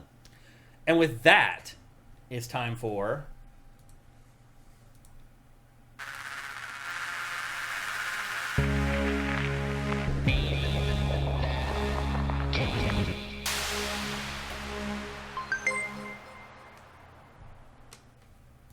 That's right. It's time for Name That Game Tune, where I play you 5 auditory samples from a video game, and you try to guess the name of the game before Matt Kyle. It can be music, it can be sound effects, it can be any audio from the game. I basically pour through a bunch of footage from the games, and I try to find iconic sound effects to lead you guys along until hopefully somebody guesses the name of the game. A few things before we get going. You can only win once per year. So you've already won this year. Don't play. Let somebody else win it. The other thing, too, is that the chat goes on slow mode, which means that you can put in one chat message every 60 seconds. So don't blow your load, so to speak, and just put down a bunch of random game titles hoping you're going to guess it right. Chances are the next sample, you're going to be like, I know that. You're going to try to type it in, and it won't let you, and you will lose. So don't do that. And then the final thing is that you must play PC games or know somebody who plays PC games, because the winner of this gets a free PC code from either Steam or GOG. So if you don't play PC games or you don't have a friend that you can give the code to, don't play. Don't take the code from somebody who actually wants to play the PC games. Let somebody who wants to play the games win. And that's pretty much it. It's pretty simple. Emperor Dread has already guessed Body Harvest. Vincent says the Konami code unlocks a perk that gives you 30 more lives. There you go. I should have done it. I would have probably enjoyed the game more, actually, if I had the 30 lives. Okay, so it's time for Name That Game. Bring up the chat here. And Matt, are you ready? Let me get your headphones, some volume in your headphones there so you can hear the actual samples that I'm about to play. And again, we have 5 samples.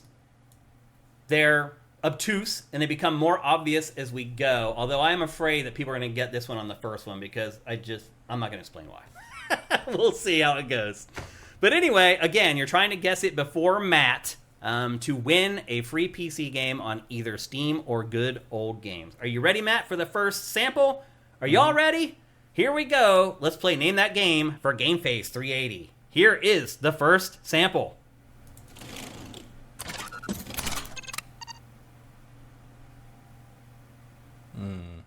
His eyes are lighting up. He might know. You guys better hurry. He thinks he knows it. Half-Life 2, no. And we only play it once. So you gotta make sure you're ready. Death Stranding, no. Portal, no. Portal 2, no. Yeah. That would count. Yeah. The Division, no. I'm assuming that's Tom Clancy's The Division. Yeah. I know that sound. That's what's kind of fun about this game. It's like you're trying to find it in your files in your brain right now. Resistance Fall of Man, nope. Good guess though. Borderlands, nope. Any other guesses before we move on to the second one? Get them in now. But they may not want to, because they're like, oh, here's the second one I won't be able to put in a chat. All right, let's move on to the second one. I'm happy that we at least made it to the second one on this. Here it comes. 3, 2, 1.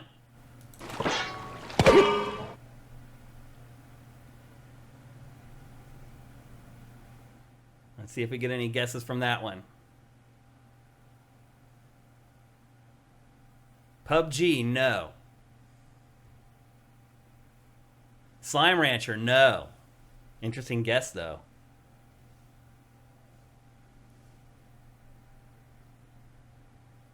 Nothing, Matt? No. Splatoon, no. Horizon, no. We just did Horizon. It was like this 2 episodes ago we did Horizon Forbidden West.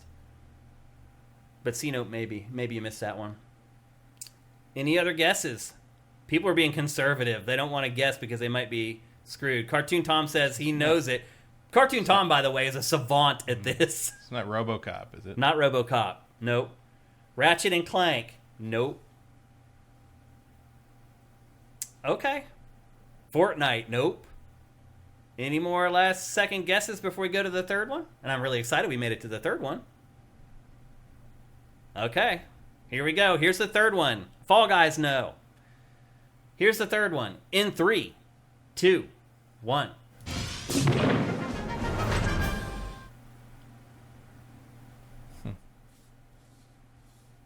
The Outer Worlds, no. Vincent says, I'm pretty sure every sound effect is in Fortnite these days. He's probably right. So maybe Fortnite was an accurate guess after all. Breath of the Wild, no. Final Fantasy VII, no. Breath of the Wild, no. It's not Tears of the Kingdom?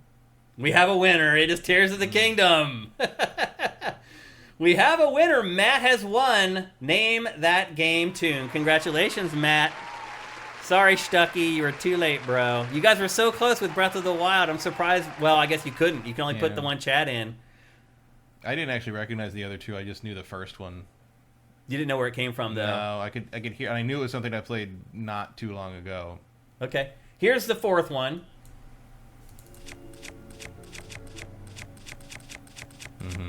Fucking menu. Yep. The one that everybody heard a million times. And then here's the fifth one.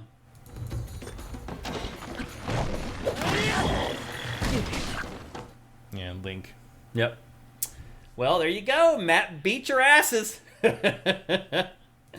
He got you this time, people. But a good job, guys. Good guesses. I'm just glad we made it to the third one. We haven't really been... I don't think we've done that yet with the audio version, have we? We made it to the third one yet? I don't think so. Yeah, I don't think so either. Second one, yeah. Yeah. But not the third. Yeah. So I got you guys to the third one. My goal, obviously, is for you guys to get it on the fifth one. I'll get there eventually someday. I'm starting to get a little bit better at this. Matt got it before. We're sitting here. Matt definitely won. Matt doesn't win anything. He wins bragging rights. But you need him here to compete against. Otherwise, it ratchets up the tension. So it makes it more exciting for you guys. You guys say it showed in the chat at the same time. It didn't. We were sitting here and we watched it. Like, we saw it. So I'm not saying that Stucky didn't guess Tears of the Kingdom on his own. I'm just saying that Matt said it before Stucky's chat ever showed up. Because believe me, I don't want Matt to win. I want you guys to win so we can give away the prizes. But anyway, good job, Stucky. You were very close. You did almost get it. Hopefully you win next time. And thanks to everybody for playing. Name that game tune. And most importantly, a big thanks to soundwizardry.com for sponsoring Name That Game Tune. They provide the funds for the free games for you guys when you win. So if you got a minute here in the chat, maybe thank Sound Wizard or soundwizardry.com. They're the ones who supply the winning games for Name That Game. And look, if you have any type of audio work you need done for anything, whether it's a game or a film that you're working on, maybe you're working on your own game and you need somebody to do audio for it, or maybe you have the audio, it just needs to be punched up or worked on, they can do anything. In fact, just a week or two ago, they were out on location working with some studio on some game. They worked on 2 Game of the Year candidates last year. They are really good. And most importantly, and I think if you're a publisher watching this or you're a game developer watching this, think about work, they are good people.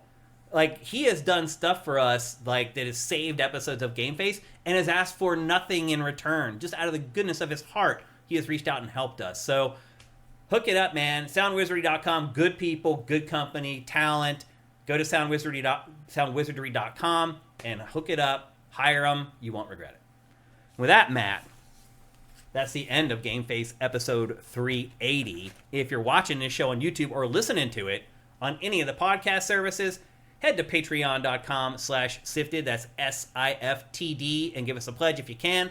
For just $4 a month, you get all our content early. In fact, we just launched a brand new show yesterday called Video Game Power Rankings. It's a new monthly show where we basically go, and it's a more involved, more thoughtful, most anticipated games where we look at everything. Like, I don't want to spoil what number one was, but the thing with this list is half of it's going to be pretty solid for the most part. The other half of it's going to be fluid. It changes based upon if new trailers for a game launches, or if we get new news, or if a demo comes out and people hate the demo, then maybe that game gets pushed out of the list. It is this fun, fluid way to look at all the upcoming games in the games industry and help you honestly kind of plot a chart for games that you should be keeping an eye on. I would argue that any game that makes it into Video Game Power Rankings is a game that you should be following on Sifted. Go to its game page. There's a little gear next to the title. Click it. In the drop-down, click follow. And then anytime a piece of content for that game is curated on Sifted, it will be pinned to the top of your Sift so you can track all your favorite games. So anyway, again, head to patreon.com/sifted. That's where we're really supported pretty much 100%. If you can't give us any money, you can review the show on the podcast services, on Spotify, Apple Podcasts, Stitcher, iHeartRadio. We're on all of them. Review the show there. It's a huge help for us. If you're watching the show on YouTube, you can like the show. You can make sure you subscribe to our channel. There's so many things you can do to help us, even if you don't have any money, and we appreciate all of it. So, on behalf of Matt, thank you very much for opening up your home to us to do this show today. Thanks to all you guys who showed up on our chat. We're here every Tuesday at 1 p.m. Pacific, 4 p.m. Eastern at twitch.tv/SiftedGames. And we'll be back here next Tuesday to do it all over again. Have yourselves a great week filled with great games. We'll see you next Tuesday. GameFace is up and out.